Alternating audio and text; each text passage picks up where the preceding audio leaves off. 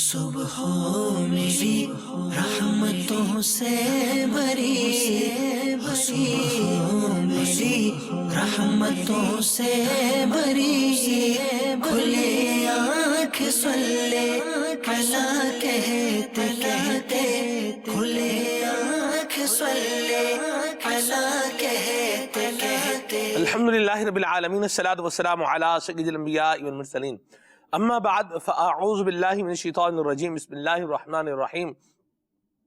الصلاۃ والسلام علیک یا رسول اللہ وعلی آلک واصحابک یا حبیب اللہ، الصلاۃ والسلام علیک یا نبی اللہ وعلی آلک واصحابک یا نور اللہ۔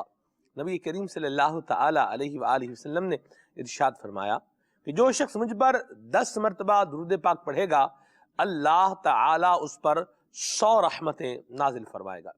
صلو علی الحبیب صلی اللہ تعالی علی محمد صلی اللہ تعالی علیہ وسلم، صلاۃ و سلام علیک یا سیدی یا رسول اللہ۔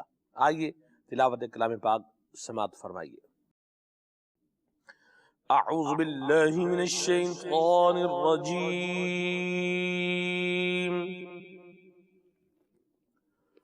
بسم اللہ الرحمن الرحیم۔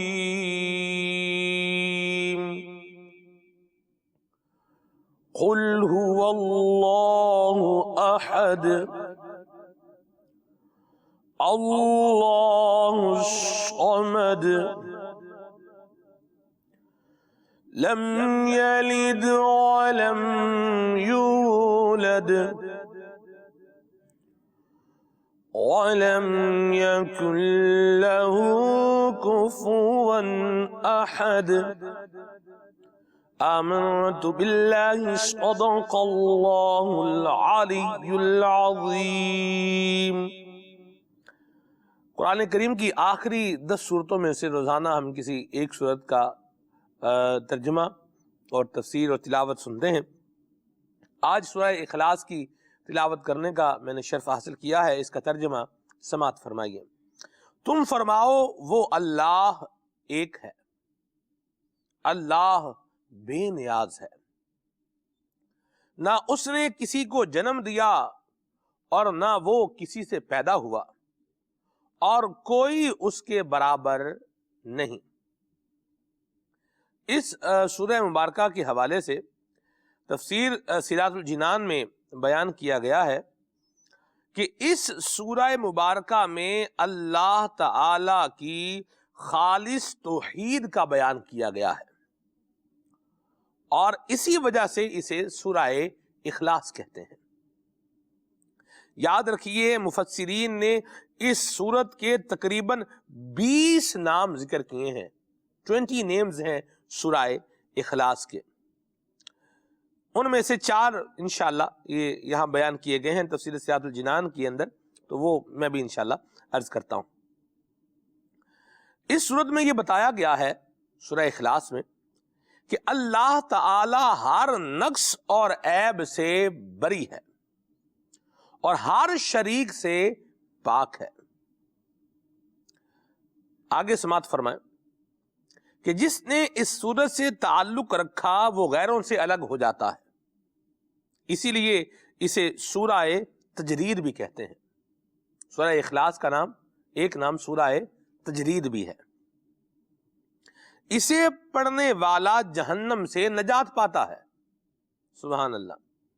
اسی لیے اس سورہ اخلاص کو سورہ نجات بھی کہتے ہیں، سبحان اللہ۔ اس کی احادیث میں بہت ساری فضیلتیں آئی ہیں، ان میں سے کچھ عرض کرتا ہوں۔ حضرت ابو سعید خدری رضی اللہ تعالیٰ عنہ سے روایت ہے کہ نبی کریم صلی اللہ علیہ وسلم نے فرمایا، کیا تم میں سے کوئی اس سے عاجز ہے کہ وہ رات میں قرآن مجید کا 1/3 حصہ پڑھ لے؟ 1/3۔ جو صحابہ کرام کو یہ بات مشکل معلوم ہوئی اور انہوں نے عرض کی، یا رسول اللہ صلی اللہ علیہ وآلہ وسلم، ہم میں سے کون اس کی طاقت رکھتا ہے؟ آپ صلی اللہ علیہ وسلم نے ارشاد فرمایا، سورہ اخلاص 1/3 قرآن کے برابر ہے۔ میں صدقے یا رسول اللہ، سورہ اخلاص کو جو یہ شان ملی ہے، یہ نبی کریم صلی اللہ علیہ وسلم کی زبان حق کے ترجمان کے ذریعے سے ملی ہے کہ اسے قرآن کریم کا تیسرا حصہ کہا جاتا ہے، 1/3۔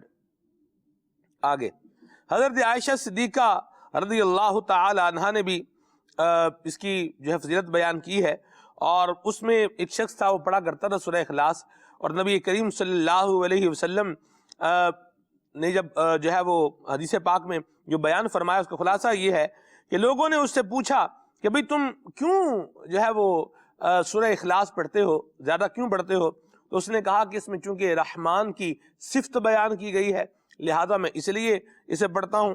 تو اللہ اکبر، تاجدار رسالت صلی اللہ علیہ وسلم تک یہ بات جب پہنچی تو آپ نے فرمایا کہ اسے بتا دو کہ اللہ تعالی اس سے محبت کرتا ہے۔ سبحان اللہ۔ حضرت انس رضی اللہ تعالیٰ عنہ سے روایت ہے کہ ایک شخص نے سید عالم صلی اللہ علیہ وسلم سے عرض کی کہ مجھے اس سورت سے، سورہ اخلاص سے بہت محبت ہے۔ ارشاد فرمایا اس کی محبت تجھے جنت میں داخل کر دے گی۔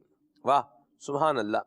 تفسیر ساوی میں لکھا ہے کہ جو شخص گھر میں داخل ہوتے وقت سلام کرے، اور اگر گھر خالی ہو تو حضور اقدس صلی اللہ علیہ وسلم کو سلام کرے اور ایک بار قل هو اللہ پڑھ لیا کرے تو انشاءاللہ فقر و فاقے سے محفوظ رہے گا۔ سورہ اخلاص کا یہ وظیفہ جو ہے یہ بھی بڑا مجرب وظیفہ بتایا گیا ہے۔ تو مدنی چینل کے ناظرین، اس کی مزید ڈیٹیل اور مزید معلومات جاننے کے لیے تفسیر سیاۃ الجنان کا مطالعہ کیجئے۔ میں نے ابھی تفسیر سیاۃ الجنان سے کچھ اس کا مضمون عرض کرنے کی کوشش کی ہے۔ اللہ تبارک و تعالیٰ قرآن کریم کے نور سے ہمیں منور فرمائے اور اپنی توحید اور اپنی ذات پر اللہ تبارک و تعالیٰ ہمیں پکا بلیو رکھنے کی توفیق عطا فرمائے، آمین بجاہ نبی الامین صلی اللہ تعالی علیہ وسلم۔ آج کے ہمارے سلسلے کا جو پرٹیکولر موضوع ہے وہ ہے ہمارے رب کی شان۔ اللہ اکبر۔ عظمتہ ملء السماوات والارض، زمین و آسمان جس کی عظمت سے بھرے ہوئے ہیں، سورج جس کی عظمت کا ایک چمکتا دمکتا ثبوت ہے، چاند کا روشن ہونا یہ اللہ تبارک و تعالیٰ کی قدرت کا ایک عظیم شاہکار ہے۔ مدنی چینل کے ناظرین، آج انشاءاللہ ہم اپنے رب تبارک و تعالیٰ کی عظمت اور شان کا بیان کریں گے۔ اگرچہ یہ اس مختصر وقت کے اندر کما حق ہو تو کیا ساری زندگی بھی بندہ کرتا رہے تو یہ کما حق ہو ادا نہیں ہو سکتا جس طرح حق بنتا ہے۔ بہرحال ہم اللہ تبارک و تعالیٰ کی عظمت اور شان کا ذکر بھی کریں گے، اس کی حمد بھی کریں گے، اس کی تعریف بھی کریں گے، اس کی وحدانیت کا بیان بھی کریں گے کہ وہ رب تبارک و تعالیٰ ہم سے راضی ہو جائے اور ہم پر اپنا خصوصی فضل و کرم فرمائے۔ آج ہمارے سلسلے کی ایک زبردست خصوصیت ہے کہ حضرت مولانا محمد شہزاد عطاری مدنی نقشبندی دامت قادم القدسیہ ہمارے ساتھ سلسلے کے اندر الحمدللہ شریک ہیں۔ استاد صاحب مرکز اولیا لاہور میں چونکہ شفٹ ہو گئے تو ابھی اس طرح مدنی چینل پر ریگولر آنے کا سلسلہ تو نہیں ہے، تو آج ماشاءاللہ یہاں 3 دن کے لیے تشریف لائے ہیں عالمی مدنی مرکز فیضان مدینہ میں، تو سلسلہ کار جو ہے وہ بنائے ریکویسٹ کی ہے تو حضور تشریف لائے ہیں ماشاءاللہ۔ ان کے خصوصی مدنی پھول ہوں گے۔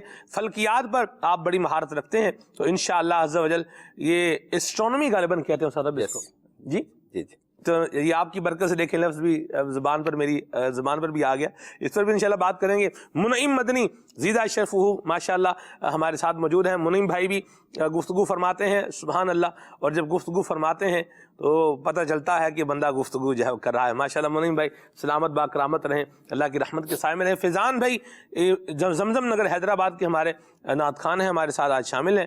فیضان بھائی کون سا کلام سنائیں گے؟ سیدی اعلیٰ حضرت علیہ رحمہ کا ایک بہت پیارا کلام، محمد مظہر کامل ہے حق کی شان۔ سبحان اللہ، ارشاد۔ صلو علی الحبیب صلی اللہ تعالی علی محمد صلی اللہ تعالی علیہ وسلم۔ صلی علی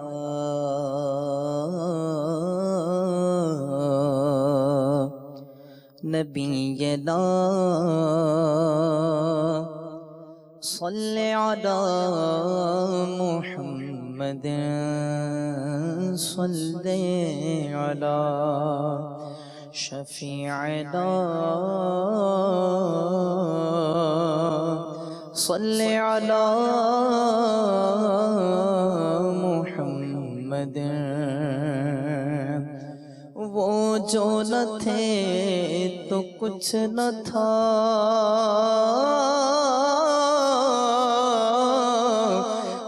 جو نہ ہو تو کچھ نہ ہو، جان گئے وہ جہان کی، جان گئے تو جہان گئے۔ پڑھیے صلی علی نبینا، صلی علی محمد۔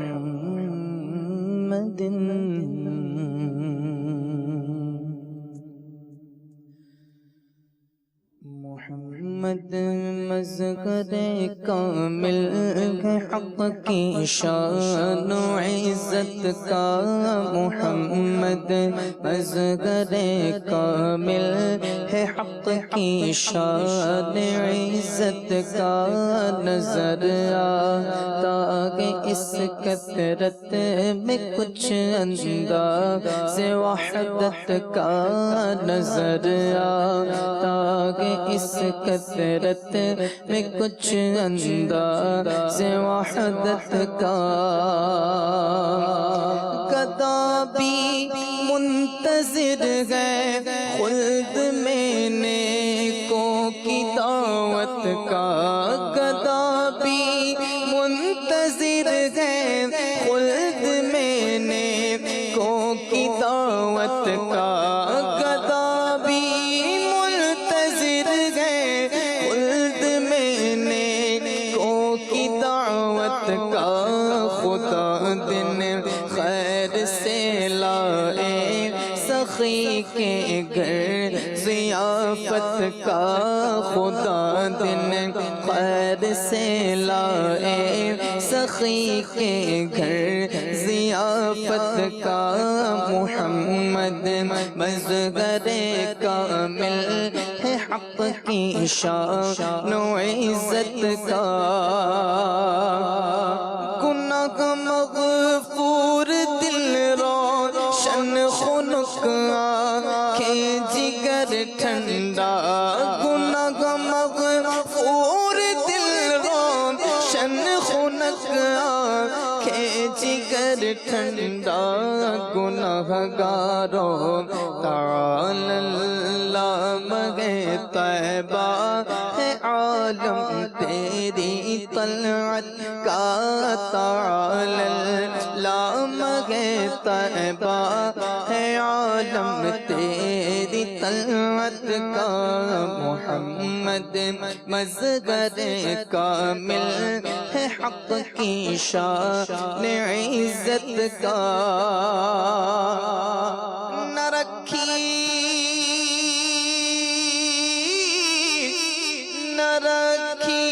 گل کے جوشے حسن نے گلشن میں جا باقی، نہ رکھی گل کے جوشے حسن نے گلشن میں جا باقی، چٹختا پھر کگا غنچہ کوئی باغ رسالت کا، چٹختا پھر کگا غنچہ کوئی باغ رسالت کا، محمد مظہر کامل ہے حق کی شان عزت کا، صفے ماتم اٹھے خالی کو زندہ ٹوٹ زنجیریں، صفے ماتم اٹھے خالی کو زندہ ٹوٹ زنجیریں، گناہ گارو گناہ گارو گناہ گارو گناہ گارو، چلو مولا نے در کھولا ہے جنت کا، گناہ گارو چلو مولا نے در کھولا ہے جنت کا، یہاں چھڑکا نمکواں مرغم کا پور گاتا آیا گا، چھڑکا نمکواں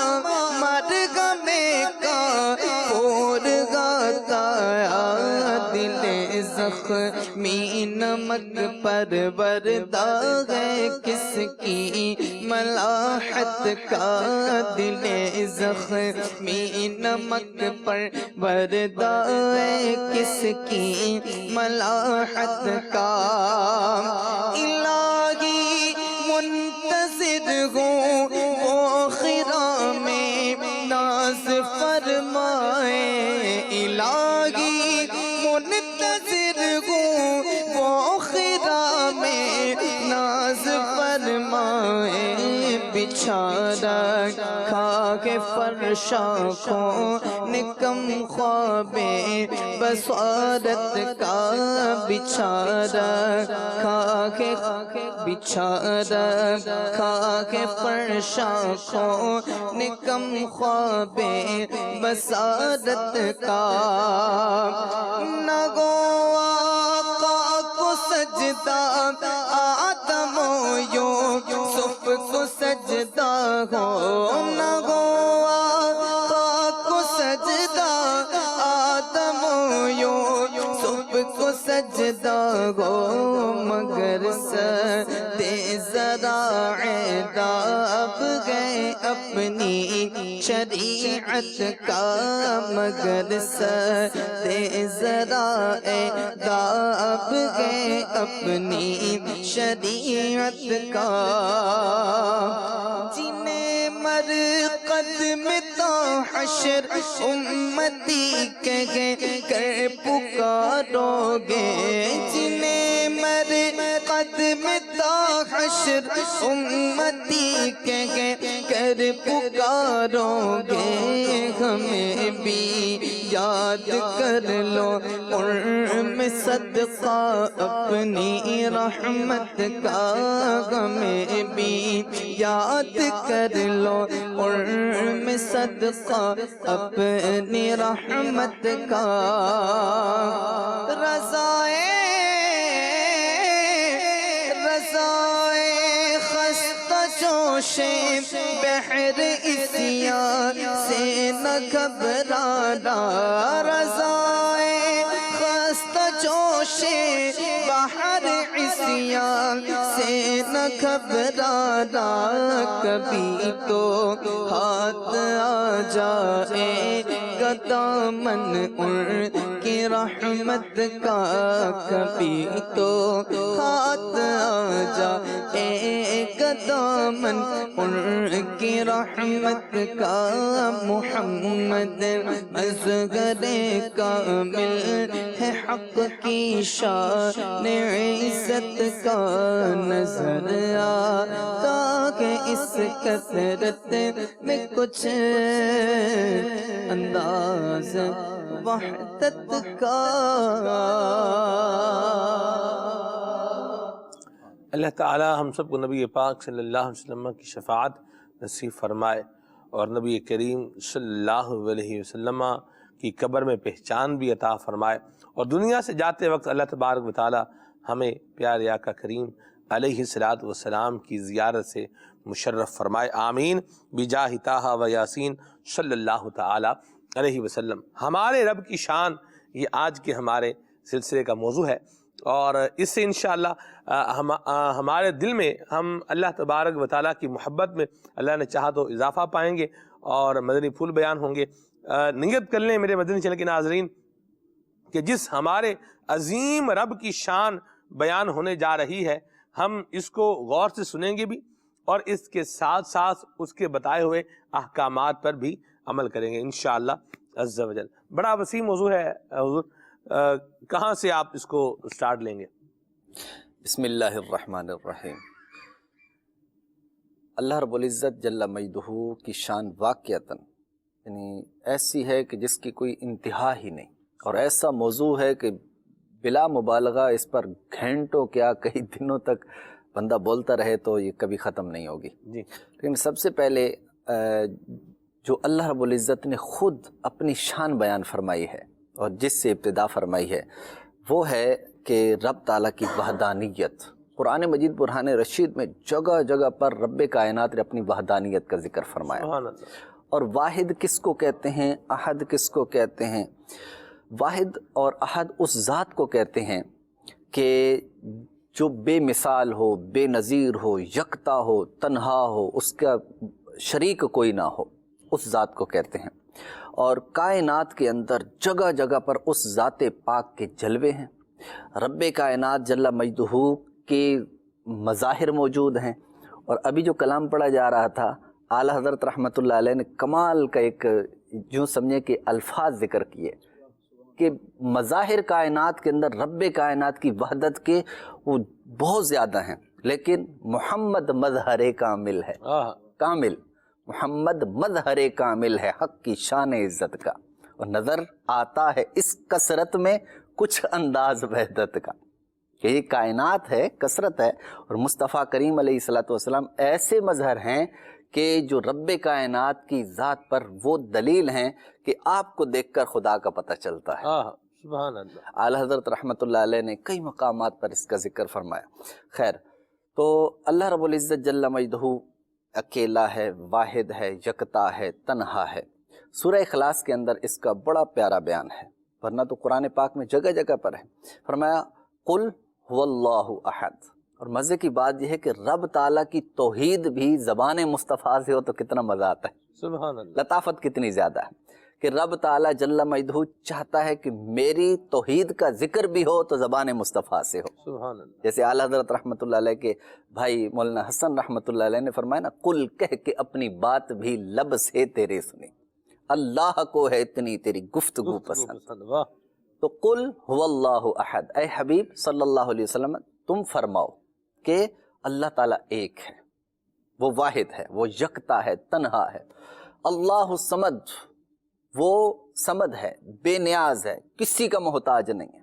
کائنات کے اندر ہر کوئی کسی کا محتاج ہے، لیکن وہ ایسی ذات ہے کہ جو کسی کی محتاج نہیں۔ اور لم یلد ولم یولد، یہ اصول ہے کہ جب بھی کائنات کے اندر جو بھی ہے اس کا وجود ہے تو وہ کسی واسطے سے ہے، کسی سبب سے ہے۔ اس پر انشاءاللہ آگے میں کچھ گفتگو عرض کرتا ہوں۔ وہ کسی کے واسطے سے ہے، لیکن رب تعالیٰ کی ذات وہ ہے کہ لم یلد ولم یولد، نہ تو وہ پیدا ہوا ہے اور نہ ہی اس کو کسی نے پیدا کیا ہے۔ اور ولم یکن لہ کفوا احد، وہ ذات ایسی ذات ہے جس کا کوئی شریک ہی نہیں ہے۔ تو اللہ تبارک و تعالیٰ جل مجدہ کے جلوے کائنات میں جگہ جگہ پر ہیں۔ ان جلووں میں سے جب انسان زمین پر نظر دوڑاتا ہے تو تب بھی اللہ تعالیٰ کے مظاہر، اور جب آسمان کی طرف نگاہ کرتا ہے تو تب بھی اللہ تعالیٰ کے مظاہر۔ اس پر اپنا سلمان بھائی میں عرض کروں گا، 4 چیزیں ایسی ہوتی ہیں کہ جب کوئی چیز وجود کے اندر آتی ہے تو وہ ضروری ہوتی ہیں، اس کے بغیر کوئی چیز بھی معرض وجود میں نہیں آ سکتی۔ یہ سائنس کا اصول ہے۔ وہ کیا ہے؟ نمبر 1، بنانے والا ہو، اگر بنانے والا نہیں تو وہ چیز کبھی بھی معرض وجود میں نہیں آ سکتی۔ دوسرا، مادہ جس کو میٹر ہم کہتے ہیں، یہ نہ ہو تو تب بھی کوئی چیز نہیں بنے گی۔ تیسرے نمبر پر جب چیز ہوگی تو اس کی کوئی صورت بھی ہوگی، شیپ بھی ہوگی، اور چوتھے نمبر پر اس کا کوئی مقصد بھی ہوگا، اس کی کوئی غرض بھی ہوگی۔ بغیر غرض کے بھی کوئی چیز کائنات کے اندر نہیں آتی۔ ٹھیک۔ کائنات کی ہر چیز کے اندر اللہ تبارک و تعالیٰ کے جلوے ہیں۔ کیوں؟ اس لیے کہ جو بھی چیز پیدا کی، مثال کے طور پر انسان ہے تو انسان کا ایک وجود ہے، اور آج سائنس انسان کے اوپر جو ریسرچ کر رہی ہے تو انسان کے ایک ایک خلیے کے اندر، انسان کے ایک ایک سیل کے اندر، کہتے ہیں جناب پوری ایک کائنات ہے، سیل کے اندر ایک کائنات ہے، اور ایک سیل کے اندر کائنات ہے۔ تو جس انسان کو رب تعالیٰ نے بنایا ہے تو وہ خود کتنی اللہ تبارک و تعالیٰ کی حکمتوں کا مظہر ہوگا، اور اللہ تبارک و تعالیٰ کی وحدانیت کے اس کے اندر مظاہر موجود ہوں گے۔ تو ایک انسان ہے، اس کا وجود کائنات کے اندر ہوا۔ اب اس میں بھی یہی 4 چیزیں ضروری ہیں۔ مثال کے طور پر انسان کی شیپ بھی ہے، انسان کے آنے کا مقصد بھی ہے، اور اسی طرح اللہ تبارک و تعالیٰ اور میٹر بھی ہے کہ انسان کو کس چیز سے بنایا گیا، خود قرآن نے اس کا ذکر فرمایا، مٹی کے ساتھ انسان کی تخلیق ہوئی۔ اور چوتھے نمبر پر جو اصل چیز ہے وہ کیا ہے؟ وہ یہ ہے کہ کوئی ہستی ہے کہ جس نے اس کو بنایا ہے۔ تو اللہ تبارک و تعالیٰ کا وجود یہ ایک ایسا ہے کہ جس کو 2 قسم کی سائنسیں گزری ہیں۔ ایک یونانین سائنس کہلاتی ہے جس کو ہم فلسفہ کہتے ہیں، فلسفی کہتے ہیں۔ دوسری سائنس یورپین سائنس کہلاتی ہے، اور جو آج کی سائنس چل رہی ہے، اس کے اندر سائنس کا یہ اصول ہے 4 چیزیں ضروری ہیں۔ ان میں سے جو پچھلی قدیم سائنس تھی وہ اس چیز کی قائل تھی، وہ مانتی تھی کہ جناب ایک ہستی ہے جس نے کل کائنات کو پیدا کیا ہے۔ تو آج کی سائنس اگرچہ وہ بہت ساری چیزوں کے اندر وہ گفتگو کر رہی ہے، لیکن جہاں تک بات آتی ہے کہ پیدا کس نے کیا ہے، پیدا کس نے، مثلا زمین کی چیزیں ہیں تو اس کے اندر تو ہم گفتگو کرتے رہتے ہیں، جناب یہ ایسے وجود میں آئی، یہ ایسے آئی، یہ ایسے آئی، لیکن یہاں بات اوپر کی ہم کرتے ہیں، آسمانوں کی جب بات کرتے ہیں، چاند ہے، سورج ہے، دیگر ستارے ہیں، پھر ان کا ایک انداز کہ وہ خاص چال کے ساتھ چل رہے ہیں، یہ جو کچھ بھی ہے اگر اس کے اندر ہم گفتگو کرتے ہیں تو جناب اس کے میٹر پر بھی بحث ہو جاتی ہے، ہم اس کی چال پر بھی بحث کر لیتے ہیں، ہم اس کی شیپ پر بھی بحث کر لیتے ہیں، لیکن جہاں بات آتی ہے کہ اس کو چلا کون رہا ہے، اس کو اس انداز کے ساتھ پیدا کس نے کیا ہے، اور اتنا خوبصورت نظام کہ آج تک چل رہا ہے اور ان کے اندر کوئی توڑ پھوڑ نہیں، اس میں کوئی فساد نہیں، تو یہ ساری چیزیں دلالت کرتی ہیں اس بات پر کہ کوئی ہستی ہے کہ جو ان کو چلا رہی ہے۔ اور قرآن مجید برہان رشید نے تو بڑی پیاری بات ارشاد فرمائی، فرمایا لو کان فیہما آلہۃ الا اللہ لفسدتا، کہ اللہ تبارک و تعالی جل مجدہ کے علاوہ اگر اس کائنات کے اندر کوئی اور خدا ہوتے تو پھر یہ نظام تباہ و برباد ہو جاتا، لیکن یہ نظام چل رہا ہے، یہ بڑے منظم طریقے سے چل رہا ہے، اس بات کی دلیل ہے کہ کوئی ہستی ہے کہ جو اس کو چلا رہی ہے، اور وہ کیا ہے، وہ کون ہے، وہ ایک خدائے وحدہ لا شریک کی ذات ہے کہ جو اس کائنات کو چلا رہی ہے۔ سبحان اللہ، وہ اللہ ہے، یہی تو ہے، وہی تو ہے جو نظام ہستی چلا رہا ہے، کوئی تو ہے بلکہ وہی تو ہے جو نظام ہستی چلا رہا ہے۔ وہ کون ہے؟ وہ ہمارا خدا ہے، ہمارا رب تبارک و تعالیٰ ہے، اور جس کی عظمت اور قدرت کے نظارے ہمیں دنیا میں دیکھنے کو ملتے ہیں۔ آپ دیکھیں مدنی چینل کے ناظرین، ایک وقت وہ ہوتا ہے، آپ کبھی اس بات پر بھی غور کیا جائے کہ ایک وقت وہ ہوتا ہے کہ بندے کا جی یہ چاہتا ہے کہ میرے کپڑے جو ہے نا یہ تھوڑے باریک ہونے چاہیے، زیادہ موٹے کپڑے نہیں ہوں، کیوں؟ اس لیے کہ گرمی لگتی ہے، اور جب سردی کا موسم آتا ہے تو پھر بندہ چاہتا ہے کہ بھئی موٹے کپڑے لیے جائیں، جیسے آج میں بھی چادر ایک لے کر جو ہے وہ بیٹھا ہوں اور ٹھنڈ جو ہے وہ فیل ہو رہی ہے۔ سردی کا آنا، گرمی کا جانا، اور سردی کا جانا اور پھر گرمی کا آ جانا، اور پھر اس کے بیچ میں بھی خزاں کا آنا، اور پھر بہار کی طرف جو ہے وہ ڈائیورٹ ہو جانا، یہ ساری چیزیں ہمیں اللہ تبارک و تعالیٰ کے وجود کی ایک روشن دلیل جو ہے وہ نظر آتی ہیں۔ کائنات میں ہر شے اپنے وجود کے لیے کسی غیر کی محتاج ہے، لیکن واجب الوجود جو ذات ہے وہ اللہ تبارک و تعالیٰ کی ہے، وہ خود سے ہے، اس کا سب کچھ اپنا ہے، ازلی ہے، ابدی ہے، سرمدی ہے، لا محدود ہے۔ یہ پھولوں کا کھلنا یہ ہمیں بتا رہا ہے کوئی تو ہے جو نظام ہستی چلا رہا ہے، یہ درختوں کا خشک ہو جانا اور پھر اس کے بعد ان کا ہرا بھرا ہو جانا، یہ پہاڑوں کی بلندیاں، ان کا سرسبز و شاداب ہونا، ان کا سنگلاخ ہونا، یہ ہمیں بتا رہا ہے کوئی تو ہے جو نظام ہستی چلا رہا ہے،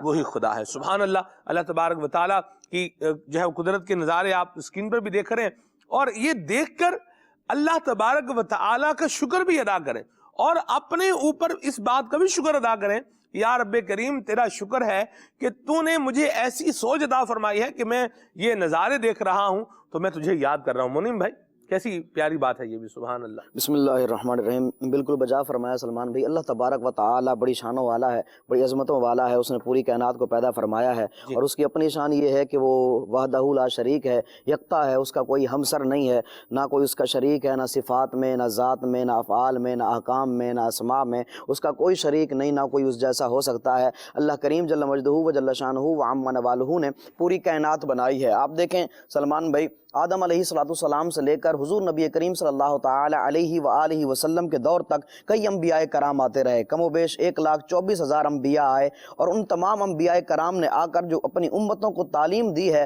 ان میں جو بنیادی عقائد ہیں ان میں کوئی فرق نہیں ہے، عقائد وہی تھے، ہاں احکام کے اندر فرق ضرور رہا ہے۔ یعنی آقا علیہ السلام نے بھی آ کر فرمایا یہی کہ اللہ تبارک و تعالی معبود حقیقی ہے، اور پچھلے انبیاء کرام بھی یہی فرماتے رہے، یعنی اللہ تبارک و تعالی ہی حقیقتاً عبادت کے لائق ہے کہ اسی کی عبادت کی جائے۔ آپ دیکھیں देखें कि 1 सेकंड के करोड़वें हिस्से की मिकदार के बराबर भी किसी और को सजदा नहीं किया जा सकता। इबादत की नियत से आदम अलैहिस्सलाम के हवाले से अल्लाह तबारक व तआला ने फरिश्तों को हुक्म दिया कि फरिश्तों तुम इनको सजदा करो, तो वहां पर भी इबादत का सजदा मुराद नहीं बल्कि ताजीम का सजदा मुराद था। इसी तरह यानी किसी भी सूरत में इबादत अल्लाह तबारक व तआला के अलावा किसी और की नहीं की जा सकती। वही जो है वो मुस्तहिक इबादत है, वही कादिर है, वही गनी है और वही खालिक है। यानी ये नहीं कहा जा सकता कि अल्लाह तबारक व तआला ने रिज्क देना शुरू किया तो खालिक हुआ, नहीं, वो हमेशा से खालिक है और हमेशा रहेगा। जब जो है अब देखें राजिक हमेशा से है, जब मरजूक भी नहीं था तब भी वो राजिक था। अल्लाह तबारक व तआला की जात भी हमेशा से है और हमेशा रहेगी, और उसकी जो सिफात हैं वो भी हमेशा से हैं और हमेशा रहेंगी।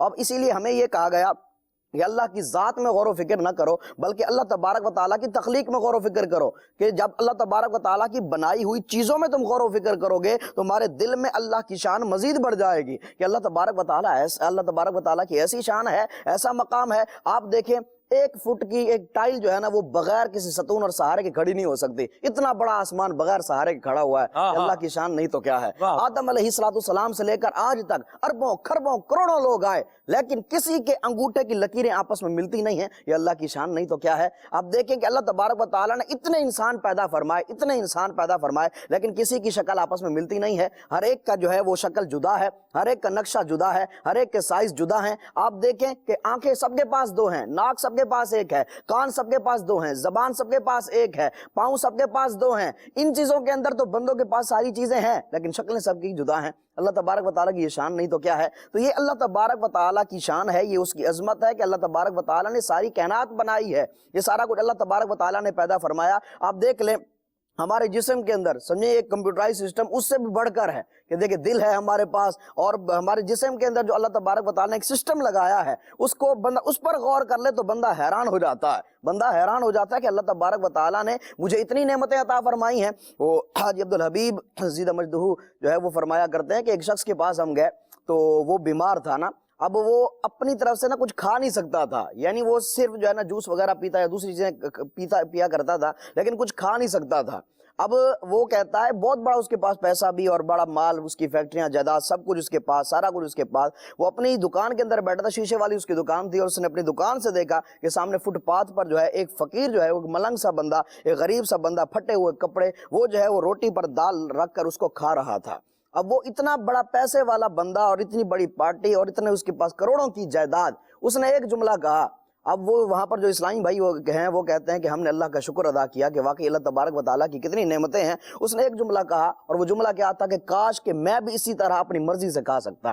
अल्लाह अकबर। देखें कि अल्लाह तबारक व तआला कैसा रहीम व करीम है, उसकी कितनी नेमतें हैं हमारे पास। हमें अल्लाह तबारक व तआला की नेमतों का शुक्र अदा करना चाहिए। अल्लाह ने आंखें दी हैं, ये अंधे से जाकर कोई पूछे कि आंखों की अहमियत क्या है, और इस तरह गूंगे बहरे से जाकर कोई पूछे कि कानों की और ज़बान की अहमियत क्या है। तो अल्लाह तबारक व तआला ने ये हमें नेमतें अता फरमाई हैं, इनकी भी हमें कदर करनी चाहिए और कमा हक़्क़ुहु अल्लाह तबारक व तआला की इबादत करनी चाहिए। जो अल्लाह ने फरमाया है हमें उस पर अमल करना चाहिए, जिससे मना किया है उससे रुक जाना चाहिए। ये भी अल्लाह तबारक व तआला की मोहब्बत में एक चीज़ है, और इसी को हमारे बुजुर्गान दीन ने भी बयान किया है कि अल्लाह तबारक व तआला के फरामीन पर अमल किया जाए और मुस्तफ़ा करीम सल्लल्लाहु तआला अलैहि वसल्लम के फरामीन पर अमल किया जाए। मदीना मदीना माशाल्लाह, बड़ी प्यारी गुफ्तगू फरमाई। कुछ आपकी कॉल्स शामिल करते हैं फिर मजीद आगे बढ़ते हैं जी। सलमान भाई मेरी आपसे एक गुजारिश है, मेरे को ये नात शरीफ सुना दीजिए। निसाल तेरी चहल पहल हजारों ईदे रबीउल अव्वल।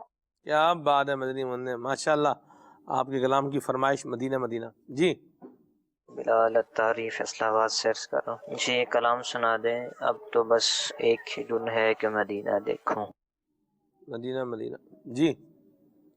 मैं सदीक अत्तारी सरदाराबाद फैसलाबाद से अर्ज कर रहा हूँ। सलमान भाई मुझे ये ना सुनवा दें, हमको उल्फत मदीने से यूं ही नहीं, मेरे आका का रोज़ा मदीने में है। ठीक है, मरहबा जी। अदनान अली यूसुफी लाहौर से अर्ज़ कर रहा हूँ। सलमान भाई आपका सिलसिला बहुत अच्छा सिलसिला है, ये ढेरों बरकतें लुटा रहा है। अल्लाह ताला आपके इल्म में, अमल में, उम्र में ढेरों बरकतें अता फरमाए। नात खां भाई से अर्ज़ है कि ये वाली मनकबत सुना दें, इमदाद कुन। आगे बढ़ते हैं, आप मैसेज मजीद भी लेते हैं जी। ये कह रहे हैं कि जी हज़रत सैयदा ज़हरा वाली मनकबत ये सुनवाई जाए।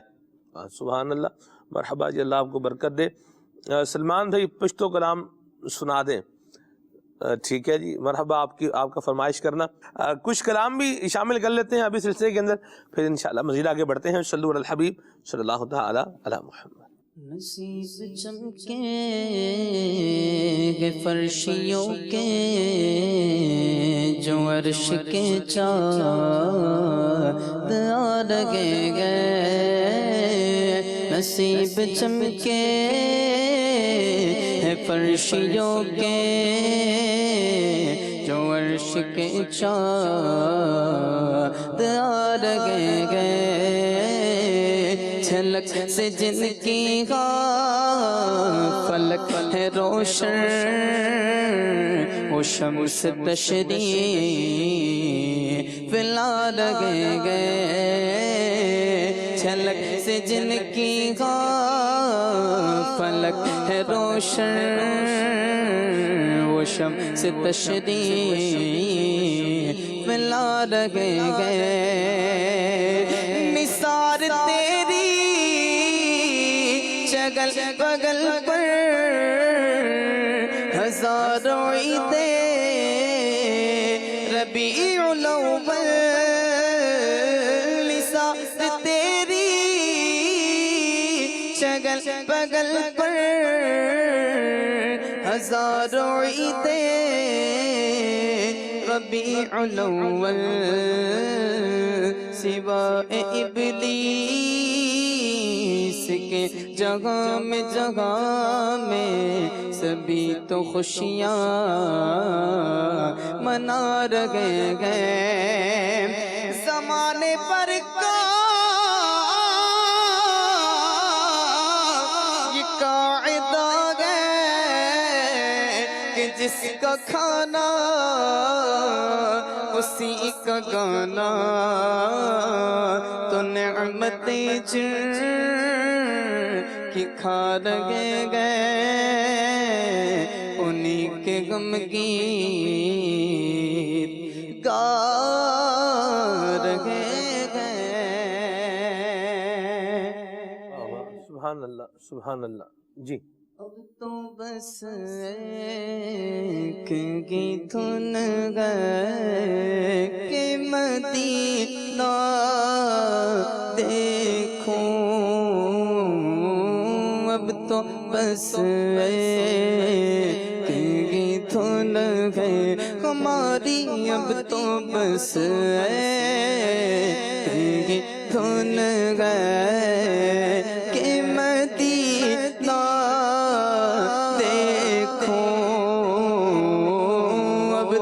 بس دھن گئے. ایک روز ہوگا جانا سرکار کی گلی میں, ہوگا کبھی ٹھکانا سرکار کی گلی میں. آنکھیں تو دیکھنے کو پگھلیں گی مضطرب تھی دل بھی ہوا روانہ. سرکار کی گلی میں کو پاس کچھ نہیں ہے لیکن یہ دیکھنے کا ایک دن مجھے زمانہ, ایک دن مجھے زمانہ. سرکار کی گلی میں اب تو بس دھن گئے کہ مدینہ دیکھوں. اب تو بس دھن گئے. کاش اقبال یوں ہی عمر بسر ہو میری. کاش اقبال یوں ہی عمر بسر ہو میری. صبح کعبے میں کروں شام کو طیبہ دیکھوں. اب تو بس ایک ہی دھن ہے، اب تو بس ایک ہی دھن ہے کہ مدینہ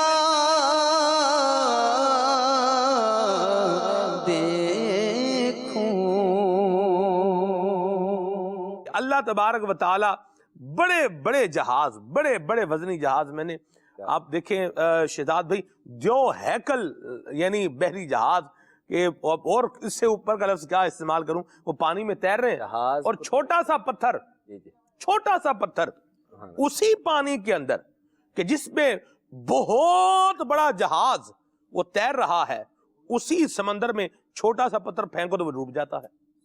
یہ اللہ کی شان ہے جو جہاز کو چلا رہا ہے۔ کیا فرماتے ہیں؟ بے شک، اصل کے اندر آپ تو کشتی کی بات اور جہازوں کی بات کر رہے ہیں، اس سے بڑھ کر آبدوز ہے۔ اللہ اکبر۔ آبدوز جو جس کا کام ہی وہ سمندر کے اندر چلتی ہے اور پھر وہ ساری کی ساری لوہے کی بنی ہوتی ہے۔ جی ایک تو ہوتا ہے کہ جناب کشتی ہے جناب وہ لکڑی کی بنی ہوئی ہے یا پھر اس کے علاوہ فائبر کی بنی ہوئی ہے، نہیں، وہ ساری کی ساری مکمل طور پر، ادھر آپ نیوی میوزیم میں جائیں وہاں پر آپ دیکھیں مکمل طور پر وہ ساری لوہے کی بنی ہوئی ہے۔ اس کے اندر فلسفہ کیا ہے جو آپ فرما رہے تھے نا، اعلیٰ حضرت رحمۃ اللہ علیہ نے اسی چیز کو بیان فرمایا فوز مبین کے اندر۔ کمال، کیونکہ اعلیٰ حضرت بہت بڑے سائنٹسٹ تھے، کمال کے۔ آپ نے فرمایا اصول یہ ہے کہ ہر جو ثقیل چیز ہوتی ہے، بھاری چیز ہوتی ہے، اپنے سے ہلکی چیز کو اوپر ابھارتی ہے، یہ اصول ہے۔ اور اسی بنیاد پر اس وقت جتنے بھی جہاز چل رہے ہیں، شپس ہیں یا اس کے علاوہ آبدوز ہیں یا جو کچھ بھی ہے، وہ اسی بیس پر ہی سمندر کے اندر یا پانی کے اندر چلتے ہیں، یہ اصول ہے۔ لیکن کوئی کہہ سکتا ہے، سائنٹسٹ کہہ سکتا ہے کہ جناب یہ تو ایک کوئی بھی چیز ہے، اس کی ایک طبعیت ہے جس کی بنیاد پر وہ ایسا ہو رہا ہے، اس کی ایک خاصیت ہے جس کی بنیاد پر ایسا ہو رہا ہے اور اس اصول کی بیس پر ہو رہا ہے۔ لیکن سوال یہ ہے کہ جناب یہ جو اس میں خاصیت ہے یہ کس نے رکھی ہے؟ اللہ، بات اس پر آتی ہے نا، آپ کہتے ہیں جناب ایک کاغذ ہے وہ تیر رہا ہے اور آپ نے ایک سوئی کو بیچ میں ڈالا تو جناب وہ ڈوب گئی ہے، لیکن اس کے اندر یہ خصوصیت یہ کس نے رکھی ہے؟ ایک عام لوہا ہے اور ایک آپ کے پاس گولڈ ہے، سونا ہے، دونوں کے اندر خاصیت جدا جدا ہے، الگ الگ ہیں۔ سونا بھاری ہے اور اس کی نسبت یہ اتنا بھاری نہیں ہے، دونوں کو اگر ایک سائز کے اندر آپ لیں گے تو سونا بھاری ہوگا، یہ اصول ہے۔ اعلیٰ حضرت رحمۃ اللہ علیہ نے اس کو بیان کیا، سائنٹسٹ حضرات اس کو بیان کر رہے ہیں، اس کو کہتے ہیں الجر والاسقال، ایک علم ہے اور اعلیٰ حضرت کمال کے اس کے ماہر تھے۔ سبحان اللہ۔ تو بات آپ ہی کی ہے کہ یہ ساری رب کائنات کی شانیں ہیں۔ امام فخر الدین رازی رحمۃ اللہ علیہ نے ایک واقعہ اپنا بیان کیا، آپ فرماتے ہیں تفسیر کبیر کے اندر، فرماتے ہیں کہ ایک مرتبہ میں جا رہا تھا تو راستے کے اندر ایک بوڑھیا بیٹھی چرخہ کاٹ رہی تھی۔ اب یہ ہے چھوٹی سی ایک مثال، لیکن کمال کا اس کے اندر سبق موجود ہے۔ آپ گزرے، آپ نے فرمایا کہ بڑھیا ساری زندگی تو نے چرخہ کاٹنے میں گزار دی، بھلا یہ بھی تو بتاؤ کہ تو نے اپنے رب کوئی یہ بھی پتا ہے کہ کوئی ہے ہستی کہ جو اس کائنات کو چلا رہی ہے؟ انہوں نے کہا ہاں بالکل۔ انہوں نے کہا دلیل کیا ہے؟ انہوں نے کہا دلیل یہ میرا چرخہ ہے۔ واہ، یہاں سے ایک سبق یہ بھی ملتا ہے کہ انسان جب انسان کے پاس کی چیزیں ہوتی ہیں اور ایک وہ شخص کے جو چاہے تو ساری زندگی گزار دے لیکن اس سے سبق حاصل نہ کرے، اور ایک وہ شخص کے جو چھوٹی سی چیز پر بھی توجہ کرے تو اپنے خالق کو پہچان لے۔ واہ واہ واہ واہ۔ تو اب انہوں نے کہا کہ بڑھیا بتاؤ، تو انہوں نے کہا یہ دلیل میرا چرخہ ہے۔ ان کا وہ کیسے؟ وہ کہتے ہیں اس لیے کہ جب تک میں اس کو نہیں چلاتی اس وقت تک یہ چلتا نہیں ہے۔ تو یہ اتنی بڑی کائنات، اتنا بڑا جو نظام ہے، تو یہ نہیں ہو سکتا کہ اس کو بغیر کوئی چلانے والے کے یہ ایسے ہی چل رہا ہو۔ یہ میرا چرخہ ہی میری دلیل ہے۔ انہوں نے کہا چلو یہ بات تو ٹھیک ہے، اگلی بات یہ بتاؤ کہ وہ ٹھیک ہے کوئی چلانے والا چلا رہا ہے، لیکن یہ بتاؤ کہ وہ ایک ہے یا زیادہ ہے؟ جی، اس نے کہا کہ وہ ایک ہی ہستی ہو سکتی ہے، وہ دو نہیں ہو سکتی۔ انہوں نے کہا وہ کیسے؟ انہوں نے کہا اس لیے کہ جب میں اس کو ایک طرف چلاتی ہوں تو تب یہ صحیح چلتا ہے، اگر میرے مقابل کوئی دوسرا بیٹھا ہو اور وہ اس کو چلا رہا ہو تو کہا کہ یہ ہرگز نہ چلے اور یہ سارا نظام ہی خراب ہو جائے۔ تو انہوں نے کہا یہ جو پوری کائنات کا یہ جو نظام چل رہا ہے تو اس کا مطلب یہ ہے کہ کوئی ہستی ہے کہ یہ بگڑا نہیں ہے، کوئی ہستی ہے جو اس کو چلا رہا ہے۔ واہ واہ، اور وہ وحدہ لا شریک، ایک ہی ہے، وہ ایک ہی ہے، سبحان اللہ سبحان اللہ۔ اور پھر امام اعظم رحمۃ اللہ علیہ کا وہ واقعہ تو کمال کا ہے۔ ہاں جی، ایک ایسا شخص تھا نا کہ جو خدا تعالیٰ کو نہیں مانتا تھا، دہریہ جس کو کہتے ہیں، تو امام اعظم رحمۃ اللہ علیہ وہاں کے لوگ تھے، ان کو کافی اس طرح کے دلائل اس نے دیے۔ اس نے کہا کہ جناب آپ جس خدا کی بات کرتے ہو وہ کہاں ہے، دکھاؤ، بغیر دیکھے آپ خدا کو مانتے ہو۔ تو اس پر لوگ آئے امام اعظم رحمۃ اللہ علیہ کے پاس کہ حضور اس طرح کا ایک شخص ہے اور وہ عقلیات کے ساتھ وہ اس چیز کو سامنے رکھ کر لوگوں کو گمراہ کر رہا ہے، تو آپ ایسا کریں کہ اس کا اس ساتھ مناظرہ کریں، اس سے ڈیبیٹ کریں، اس سے گفتگو کریں تاکہ اللہ تبارک و تعالیٰ کے وجود پر ثبوت ہو جائے۔ جی، اس پر آپ نے فرمایا ٹھیک ہے، اور پھر آپ نے کیا کیا کہ آپ جہاں مناظرے کی جگہ اور وقت طے ہوا تھا آپ کچھ دیر کے بعد وہاں پہ پہنچے۔ تو آگے سے کہنے لگا کہ جناب آپ اتنے بڑے مسلمانوں کے امام ہیں اور آپ وقت کی پابندی بھی نہیں کرتے۔ جی، آپ نے فرمایا کہ اگر میں یوں کہوں، وہ کیا کہ میں راستے میں آ رہا تھا، جنگل سے گزر رہا تھا، میں نے ایک درخت کو دیکھا کہ اچانک وہ کھڑے کھڑے گر گیا، پھر وہ کٹنا شروع ہو گیا، تختے بننے شروع ہو گئے، تختے جڑنے شروع ہو گئے، ایک کشتی بن گئی، کشتی بننے کے بعد پھر وہ کشتی دریا پر پہنچی، پھر دریا پر پہنچنے کے بعد اس کے اندر چپو بھی آ گیا، اور وہ چپو کے ساتھ جناب وہ کشتی خود بھی چل رہی ہے اور وہ پیسے جناب مسافروں سے لیتی ہے اور لے کر دوسرے کنارے تک چھوڑ کے آتی ہے۔ تو وہ آگے سے ہنس پڑا، وہ کہتا ہے یہ دیکھو مسلمانوں کے اتنے بڑے امام اور اس طرح کی مضحکانہ باتیں کرتے ہیں۔ تو امام اعظم ابو حنیفہ رحمۃ اللہ علیہ نے کمال کا جملہ ارشاد فرمایا، فرمایا بس میں یہی بات کرنے آیا تھا، واہ واہ واہ واہ واہ، جس بات پر ہمارا مناظرہ تھا، ڈیبیٹ تھی، اس کا نتیجہ ہی یہی ہے کہ جب ایک چھوٹا سا درخت جب وہ خود بخود نہیں کٹ سکتا، جی، جب کٹنے کے بعد خود اس کے تختے نہیں بن سکتے، اور پھر اس کے بعد وہ خود نہیں جڑ سکتے، اور جڑنے کے بعد پھر وہ خود کشتی نہیں بن سکتی، اور پھر وہ خود نہیں چل سکتی، حرکت نہیں کر سکتی، جی، وہ خود کسی سے کوئی چیز نہیں لے سکتی، تو پھر یہ نظام کائنات جو اتنی بڑی کائنات ہے، رب تعالیٰ کا پورا ایک نظام ہے، یہ ایسے کسی چلانے والے کی چل رہا ہے۔ بس یہیں پر آپ نے مناظرہ آپ جیت گئے۔ حقیقت ہے کہ بغیر بنانے والے کی یہ چیز ممکن ہی نہیں ہے۔ اور پھر اگلی بات دیکھیے، انسان ہے، انسان اگر تھوڑا سا اپنے اوپر غور کرے تو اللہ تبارک و تعالیٰ کی وحدانیت کے اور اس کی قدرت کے جلوے نظر آتے ہیں۔ سلمان بھائی آپ دیکھیے، ہم سانس لیتے ہیں، ہم زندگی گزارتے ہیں تو عام روٹین کے اندر گھر میں بھی رہتے ہیں، باہر بھی جاتے ہیں، بہت سارے لوگ ایسے ہیں جو فیکٹری میں کام کرتے ہیں، وہاں پر گرد و غبار بھی ہوتی ہے، بہت کچھ ہوتا ہے۔ اللہ تعالیٰ نے ایک نظام رکھا ہے، ہمارے ناک کے اندر بال رکھے ہیں، چھوٹے چھوٹے بال ہیں، کیا ہے بھائی ان کا کیا فائدہ ہے؟ اب ویسے اگر ہم غور نہ کریں تو کوئی بات نہیں ہے، لیکن غور کریں تو اللہ تبارک و تعالیٰ کی قدرت کے جلوے نظر آتے ہیں۔ کیسے، کس طرح؟ کہا اس لیے کہ اگر یہ ناک کے یہ بال نہ ہوتے نا تو ہمارا نظام انہضام، تنفس، سارا یہ سسٹم پورا ہے، ڈائجسٹو سسٹم، یہ سارے کا سارا ختم ہو جاتا۔ کیوں ختم ہو جاتا؟ اس لیے کہ جتنی گرد و غبار ہوتی ہمارے یہی نظام تنفس سے ہوتے ہوئے پھر آگے وہ ہمارے گردوں کے اندر، پھر ہمارے پھیپھڑوں کے اندر، پھر آگے یہ سارا سسٹم پورا یہ خراب ہو جاتا۔ لیکن یہ اللہ تعالیٰ نے انسان کی تخلیق اس انداز کے ساتھ کی ہے، اور یہ رب تعالیٰ کی قدرت کا مظہر ہے کہ یہ چھوٹی سی چیز، یہ اللہ تبارک و تعالیٰ کی قدرت کا ایسا مظہر بن گئی کہ انسان کی تخلیق کے اندر اس کا، اور انسان کے زندہ رہنے کے اندر اور اس کی زندگی گزارنے کے اندر اس کا اتنا بڑا عمل دخل ہے۔ پھر اسی طرح آپ دیکھیں، انسان ہے، سب سے بڑی بات آپ کو عرض کر رہا ہوں، وہ کیا؟ آج سائنس نے بھی بہت ساری چیزیں ایسی بنائی ہیں، جیسے روبوٹ بنائے ہیں۔ روبوٹ کیا کرتے ہیں؟ پیچھے اس کو ایک فنکشن دیا جاتا ہے، پیچھے اس کو باقاعدہ طور پر وہ ایک آپشن دیے جاتے ہیں، اور پھر اس کو کہا جاتا ہے یہ کرو وہ کرو۔ جب تک کمپیوٹر پیچھے نہیں چلے گا، اس وقت تک، جب تک وہ آرڈر نہیں لے گا، اس وقت تک وہ کچھ بھی نہیں کر سکتا۔ مشین ہے وہ ایک، اس میں ارادہ نہیں ہے۔